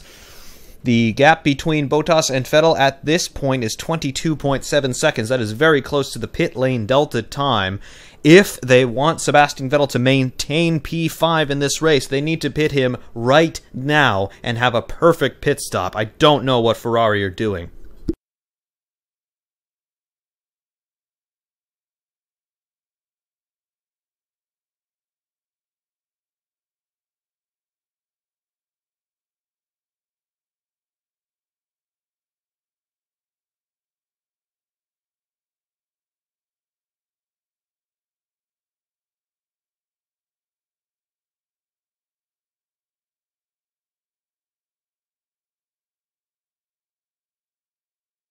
Fernando Alonso on the radio saying, "I have no brakes, I have no tires, and we are out of the points. You guys can do whatever you want, but I don't know why we're here." In so many words.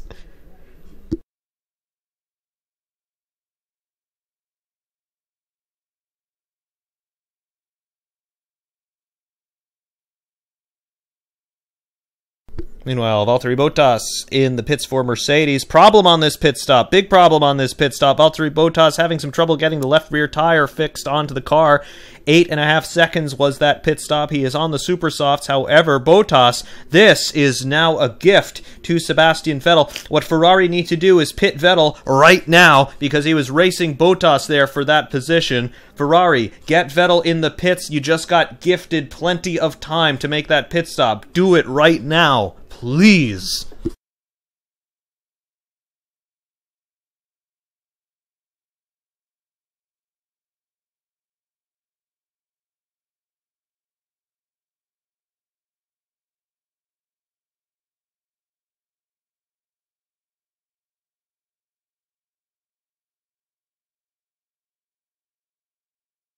Ferrari responds in the pit lane with ultra-soft tires. Presumably this is for Sebastian Vettel. They must get this pit stop done, and they must get this pit stop done quickly and correctly.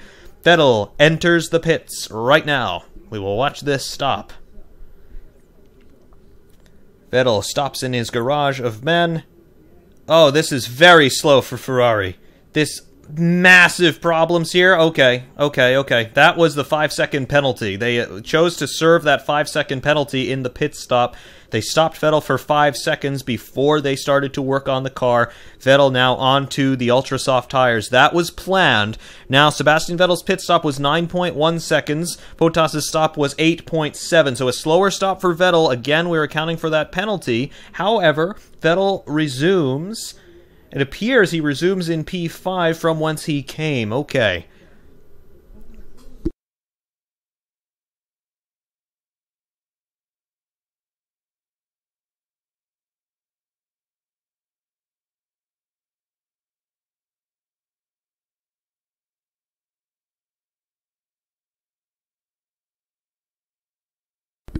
We confirm Sebastian Vettel does resume in P5.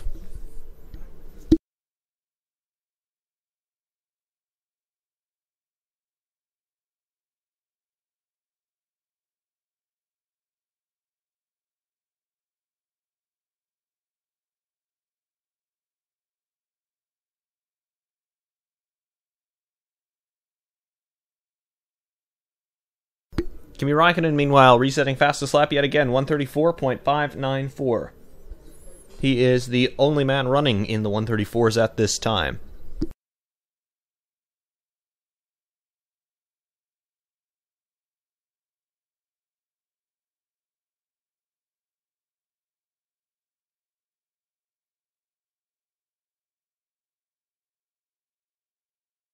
Apparently Max Verstappen working some sort of vibration issue on his Red Bull. Big lockup there into the Mistral chicane.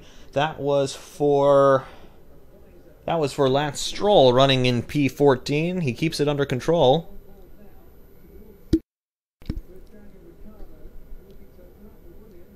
Daniel Ricciardo there passing Lance Stroll. Obviously, Stroll a lap down. Or is that Max Verstappen? I beg your pardon. That was Max Verstappen actually overtaking both of the Williams cars, which are actually still running, believe it or not.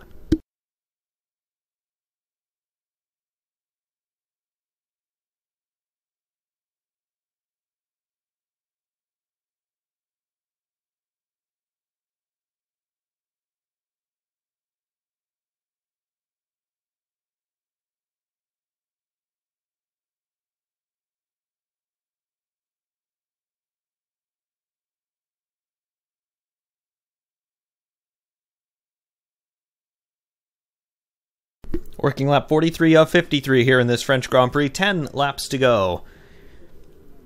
In replay, here is that lockup for Lance Stroll coming into the Mistral chicane right behind Stoffel Van Dorn. That was a little bit perilous. To his credit, the Canadian kept it under control.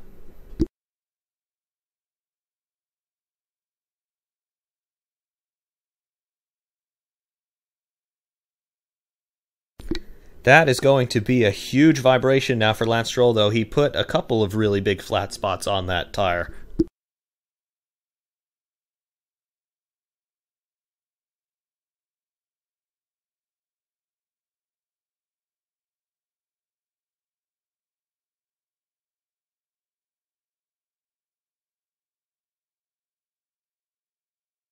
Ferrari on the radio to Kimi Räikkönen saying Ricciardo might have a problem on the front end. Keep going.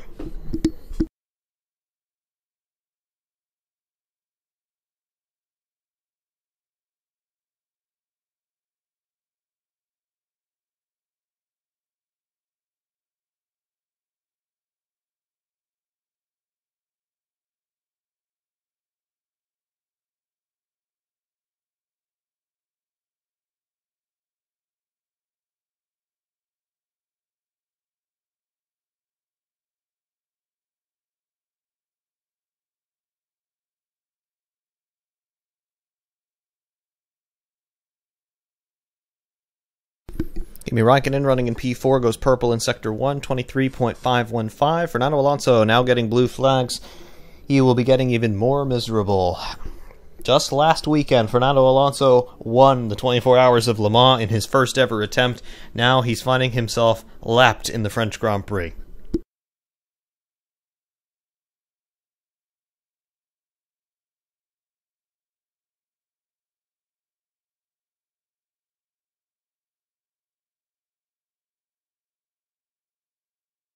Meanwhile, relative difference between Daniel Ricciardo and Kimi Räikkönen. Räikkönen is about 1.7 seconds faster per lap than the Australian. Currently, the gap between Ricciardo and Räikkönen is about 2.8 seconds, so by my calculations, it should be about 2.5 laps before we see Räikkönen overtaking Ricciardo.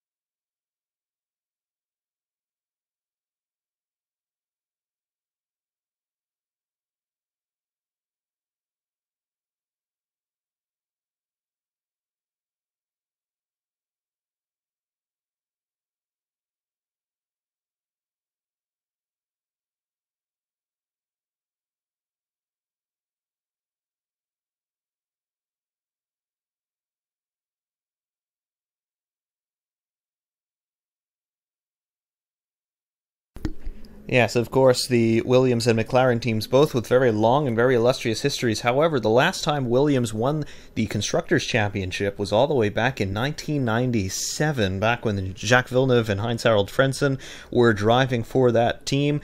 The last time McLaren won the Constructors' Championship was in 1998 with David Coulthard and Mika Hakkinen.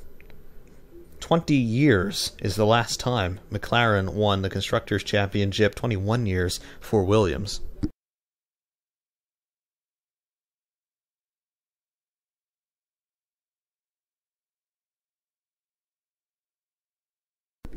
If we're going to have a driver of the day discussion, I think it's got to be Sebastian Vettel.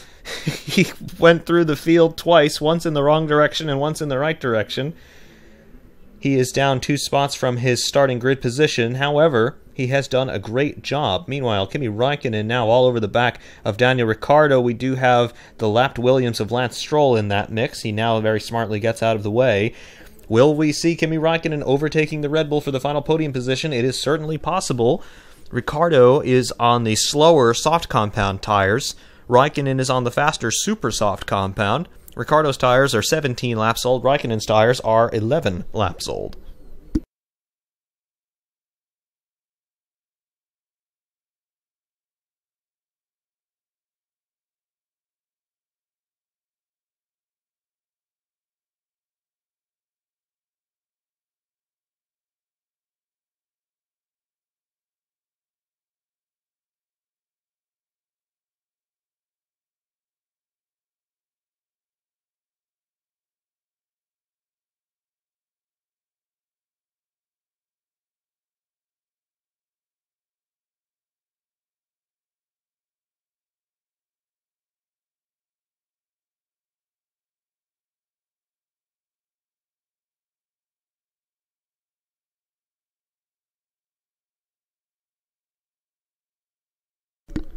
Meanwhile, Stoffel Van Dorn has overtaken Fernando Alonso. Fernando Alonso, of course, this weekend racing with a GP2 engine.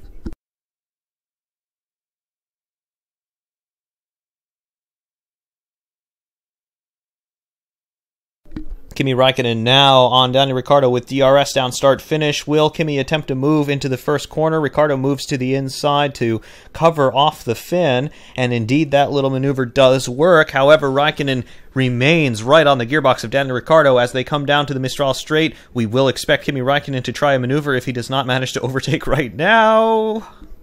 That's running a little bit too close for comfort there. Kimi is looking racy in the closing stages of this Grand Prix. Kimi running very close behind Daniel Ricciardo. A little bit of a bobble there. However, he should remain within DRS range on the Australian, and indeed he does. Coming down the first part of the Mistral Straight to the chicane, Ricciardo moves to the inside of the racetrack to cover the fin off. However, with that DRS assistance, Kimi Räikkönen makes very light work indeed of the Australian. Ricciardo attempting to fight back, locking up his right front wheel in the process. He does lose all kinds of time now. Kimi Räikkönen consolidating that third and final podium position. Lap 47 of 53, the order remains Hamilton, Verstappen, Raikkonen now inherits P3, Ricciardo, Vettel in P5, Sainz P6, Magnussen P7, Bottas P8, P9 for Hülkenberg, and P10 Charles Leclerc.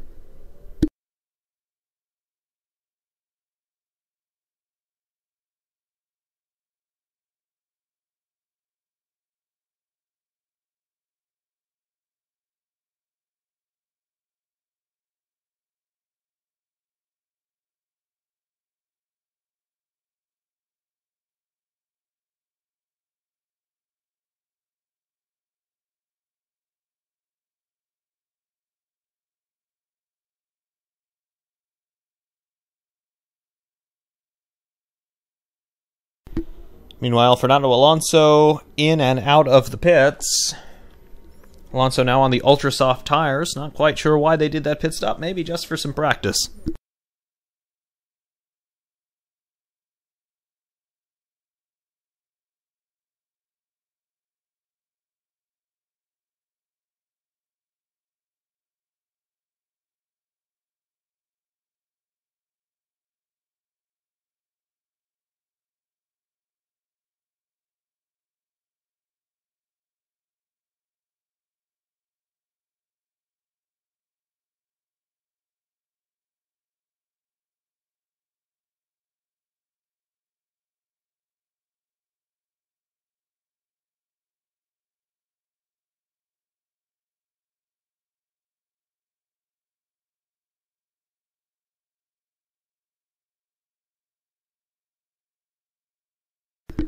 5 laps to go in this 2018 French Grand Prix from Paul Ricard.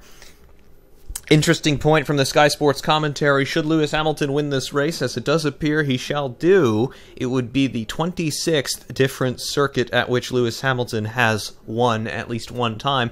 That also would mean that Lewis Hamilton has taken at least one victory at every single track in the 2018 calendar.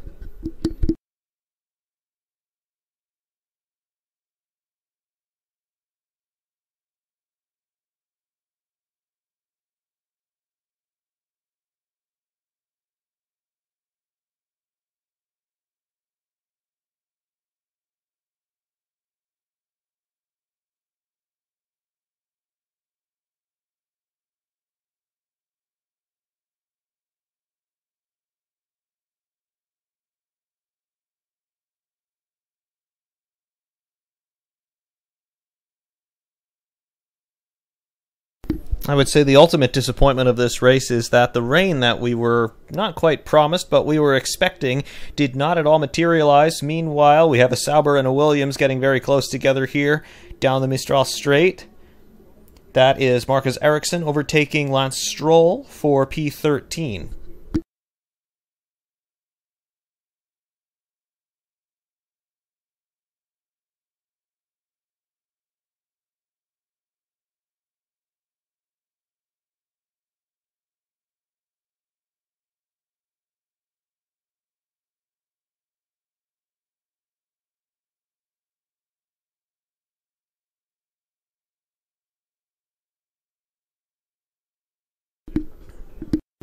Ted Kravitz in the pit lane, explaining why Fernando Alonso made that late pit stop. He's on the ultra soft tires now.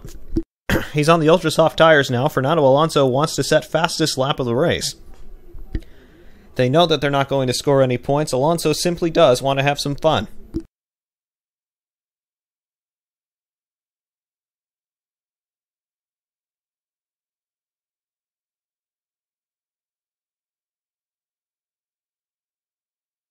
Getting word now that Carlos Sainz in the Renault has a loss of power. We're only 3 laps away from the end. Will he attempt to limp that car home? We shall see.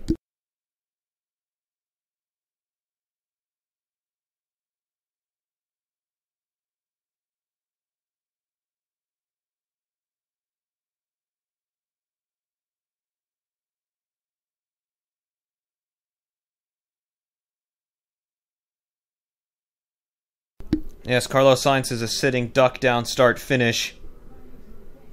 He loses his positions to Kevin Magnussen and Valtteri Bottas. Nico Hülkenberg will be bearing down on him before too long, even though he is currently 11 seconds back.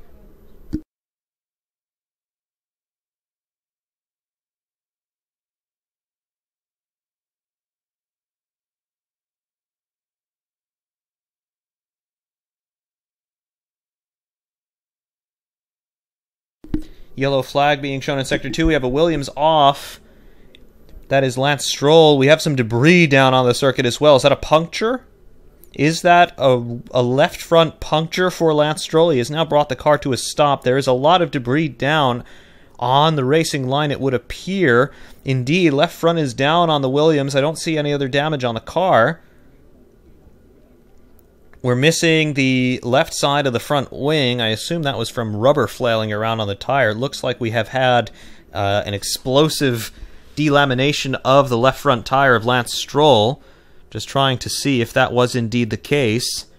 He was running right next to his teammate, Sergei Sirotkin, and indeed we did have an explosive tire failure for Lance Stroll. Tire just came apart. That is not Lance Stroll's fault at all.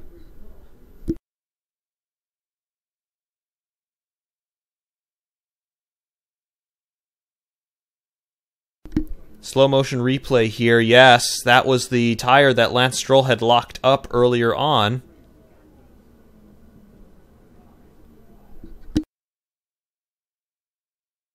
Some sort of confusion here for Lance Stroll. He could not get out of the car for some reason. The marshals were telling him not to get out of the car. He's still standing in the cockpit. Virtual safety car now deployed on board with Lance Stroll. I would expect at this point that the race will finish behind virtual safety car, and that, yes, that tire just exploded. Nothing Lance Stroll could do about it.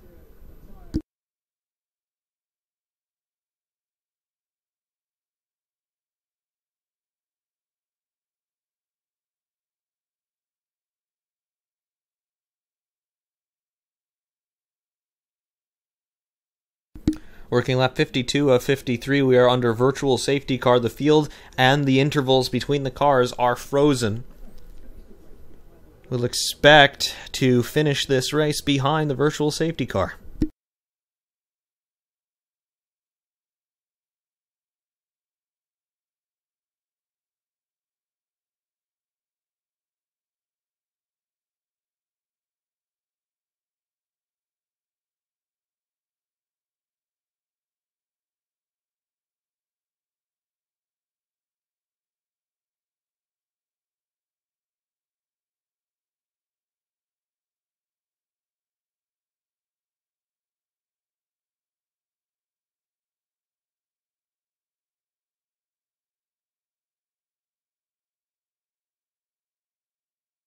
At this point, this is an academic exercise, virtual safety car neutralizing the race entirely.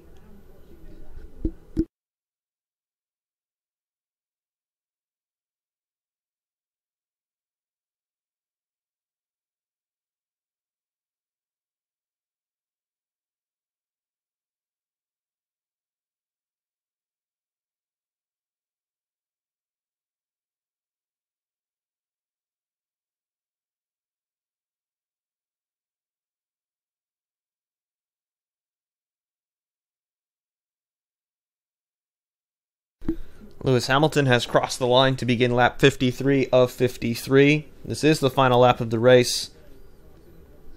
We are under virtual safety car. The Williams of Lance Stroll has yet to be recovered. There is a lot of debris down on the circuit. The drivers will have to make sure that they don't hit any of that. Even though you're running at reduced pace, you would still be able to cut a tire quite easily. Lewis Hamilton now coming around to the scene of the accident for Lance Stroll.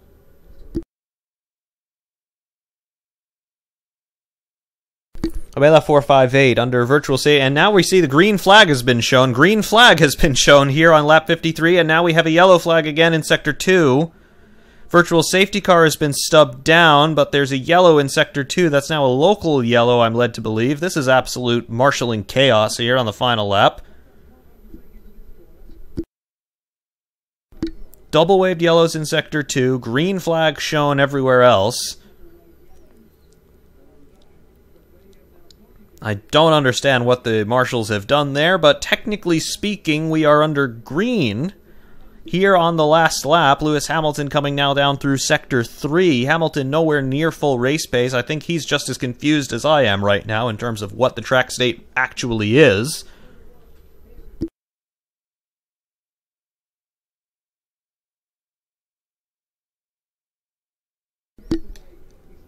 Lewis Hamilton overtaking Fernando Alonso there, who is, of course, a lapped car. Hamilton running through turns 11, 12, 13, 14, 15. Out of the final corner onto start-finish for the last time. Lewis Hamilton cuts off to the right of the circuit to salute his team and to take the checkered flag victory for Lewis Hamilton in the 2018 French Grand Prix.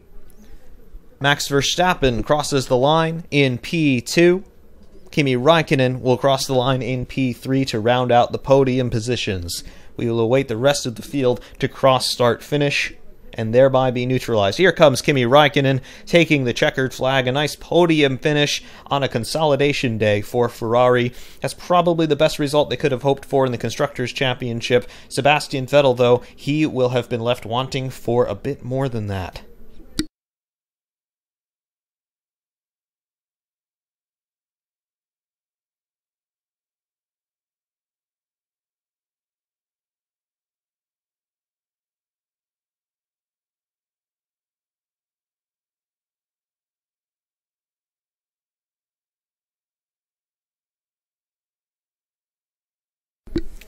Meanwhile, on board with Valtteri Bottas, we're still racing here. We're in P7. We're almost a full minute behind Lewis Hamilton.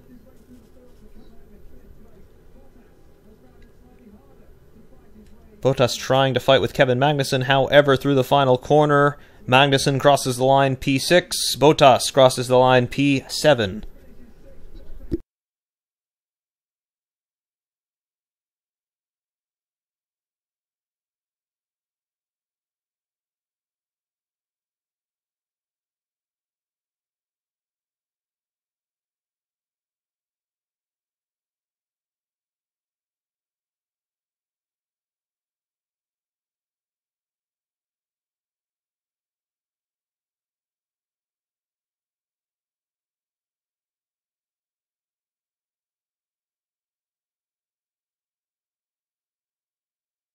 Lewis Hamilton taking to the expansive run-out zones here at Paul Ricard to say hello to the crowd.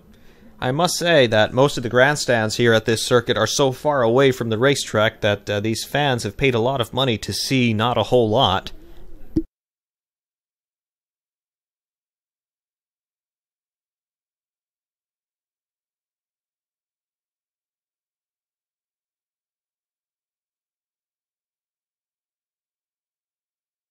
So a somewhat chaotic end to this French Grand Prix, the first at Paul Ricard in 28 years. However, the final order looks a little bit like this. As they cross the line, victory in 25 points to Lewis Hamilton after 53 laps. P2 for Max Verstappen, 7 seconds behind Hamilton. P3 for Kimi Räikkönen, a full 18 seconds back. Daniel Ricciardo in P4, 34 seconds behind race winner Lewis Hamilton. Somewhat bitter experience for Sebastian Vettel, finishing in 5th after that first lap collision with Valtteri Bottas, which sent him to the back of the field. However, a decent enough recovery drive to finish in P5. P6 for Kevin Magnussen in the first of the Haas cars. P7 for Valtteri Bottas, himself also recovering from that turn 1 lap 1 incident. P8 for Carlos Sainz in the first of the Renaults. He does manage to finish the race despite suffering a sudden loss of power in the closing stages. P9 for Nico Hülkenberg in the second Renault. P10 and 1 point on the board for Charles Leclerc in the Sauber. Great drive by the Monegasque driver. P11 for Romain Grosjean, the only Frenchman to complete the French Grand Prix today. P12 for Stoffel Van Dorn in the first of the McLarens. P13 for Marcus Ericsson in the second Sauber. P14 for Brendan Hartley in the sole remaining Toro Rosso. P15 for Sergei Sirotkin in the sole Williams to make it to the end of the race. P16 for Fernando Alonso. He's classified 3 laps down and stopped. However, that's a timing issue. Alonso did finish the race. P17, Lance Stroll, officially classified as he completed more than 90% of the race distance. However, he did suffer an explosive tire failure on his left front, bringing out the virtual safety car at the end. Not classified and officially retired from this race are Sergio Perez, Esteban Ocon, and Pierre Gasly.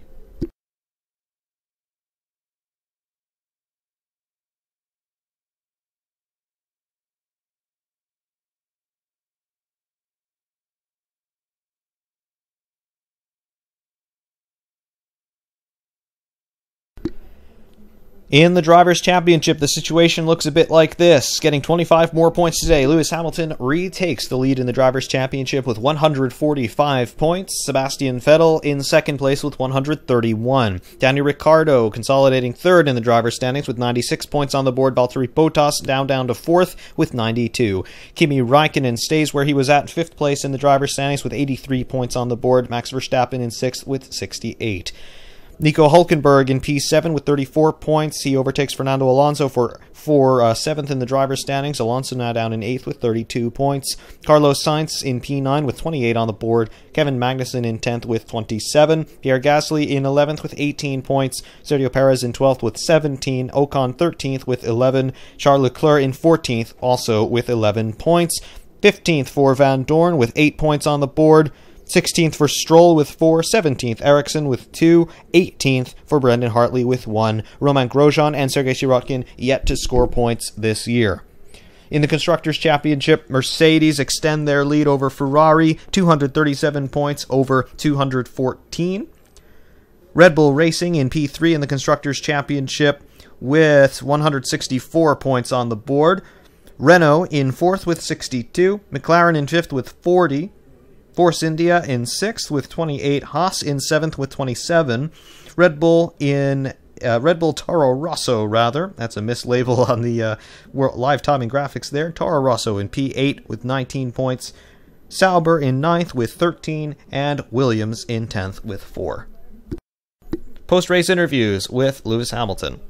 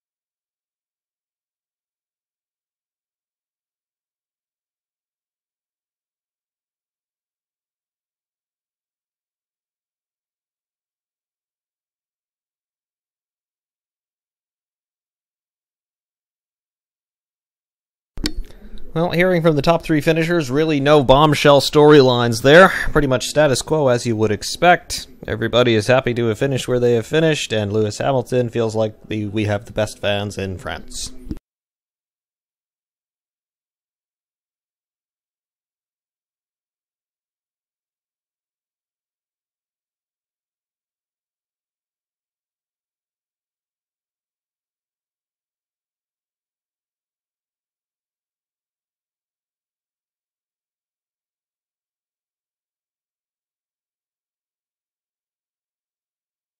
In replay here, Fernando Alonso, it appears he had a suspension failure on the left rear. In replay, coming into Parc Fermé at the end of the race. Left rear tire was canted out with a whole bunch of negative camber, the top of the wheel facing away from the car.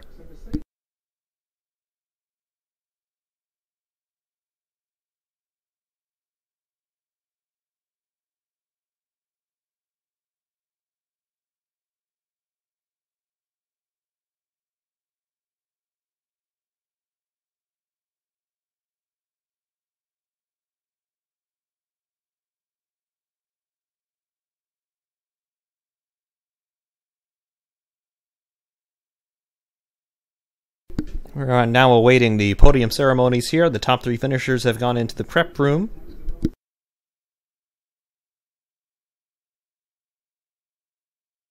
In fact, they are sitting in the back of a van at the moment, Hamilton and Verstappen having a conversation. Not entirely sure where the podium actually is here at Paul Ricard. I would assume it's down the start-finish straight.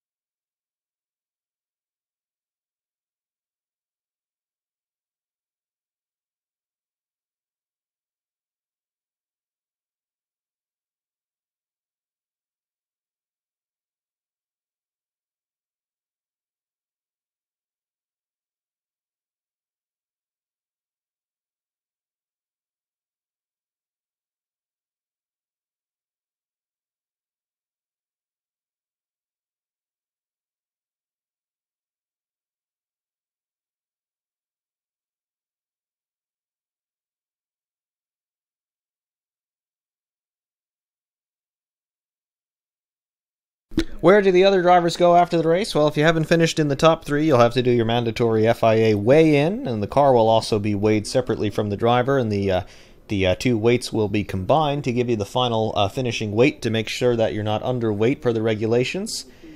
And after that, if you haven't finished on the podium, you'll go back, presumably to get changed out of your overalls, and then you'll probably attend all sorts of meetings with your team, the engineers debriefing there to talk about what happened during the race, and assumedly you will have some sorts of media commitments to make, doing some interviews and perhaps signing some autographs, and then I guess you'd be free to go.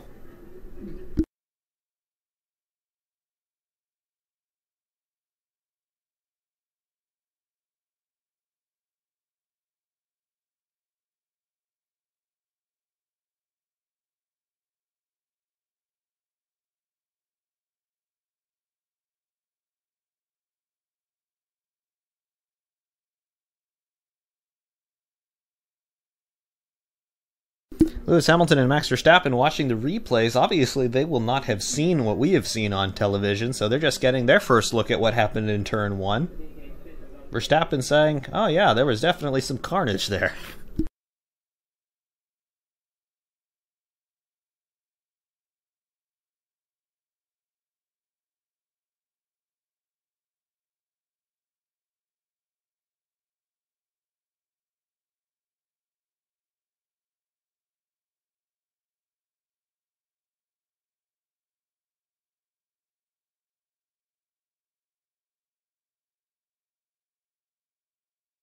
Seeing Lewis Hamilton and Max Verstappen here in the prep room, where's Kimi Räikkönen? Has he made it to the podium?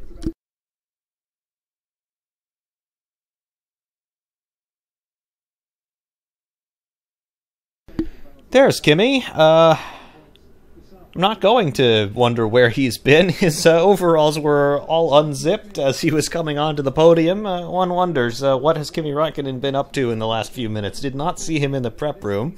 Onto the podium comes Max Verstappen. And mounting the podium now is race winner Lewis Hamilton.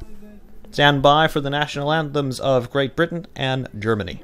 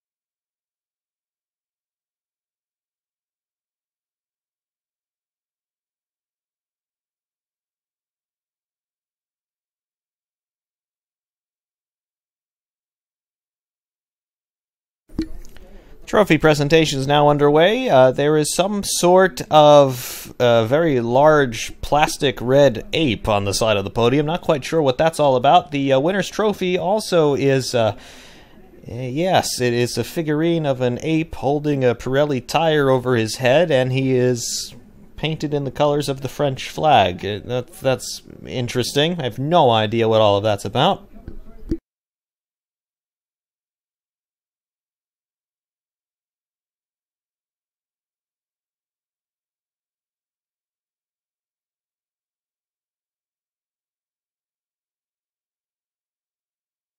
That is one of the most bizarre trophies I have ever seen in Formula One.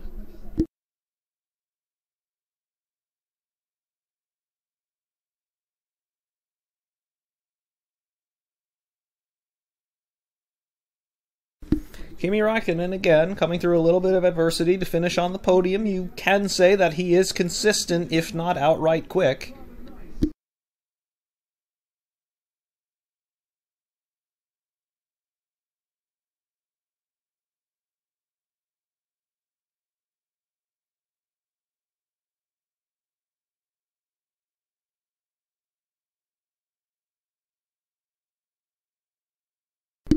Anyway, your podium finishers there looking happy enough. Kimi Räikkönen doesn't seem to want to get involved too much with anything.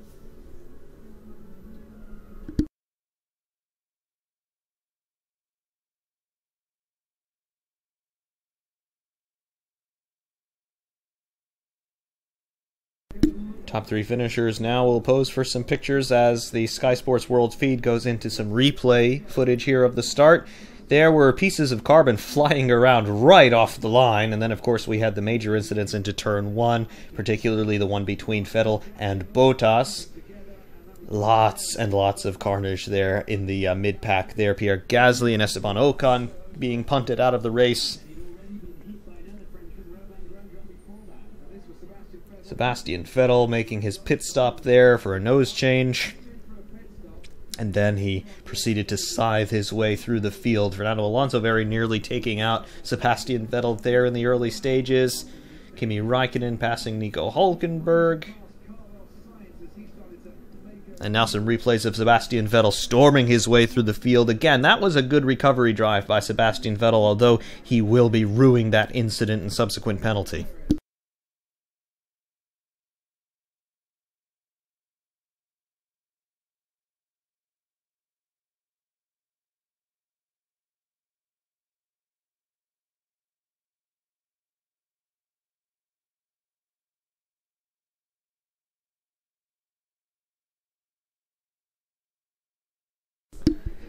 However, for those of you still here, this is going to conclude our coverage here of the 2018 French Grand Prix. Again, this was the first time that Paul Ricard has been on the Formula One calendar since the 1990 season. We have seen Lewis Hamilton take the victory here today. It is the 26th different circuit at which Lewis Hamilton has won a Grand Prix. Lewis Hamilton officially now has won at least one time on every circuit on the 2018 calendar. Whatever you think of Hamilton and his dominance, you cannot deny that the man has been extremely lucky and also has worked extremely hard to reach the absolute zenith of Formula One. His career, barely 11 years old, he's already a 4-time world champion. I can't remember the last time we saw something like that. Anyway, Ferrariman601 saying thank you very much for joining us today. I thank you all very much for being the wonderful audience that you are, and of course we will see you next week for the next round of the Formula One World Championship. Until then, so long everybody. Thank you very much for joining us.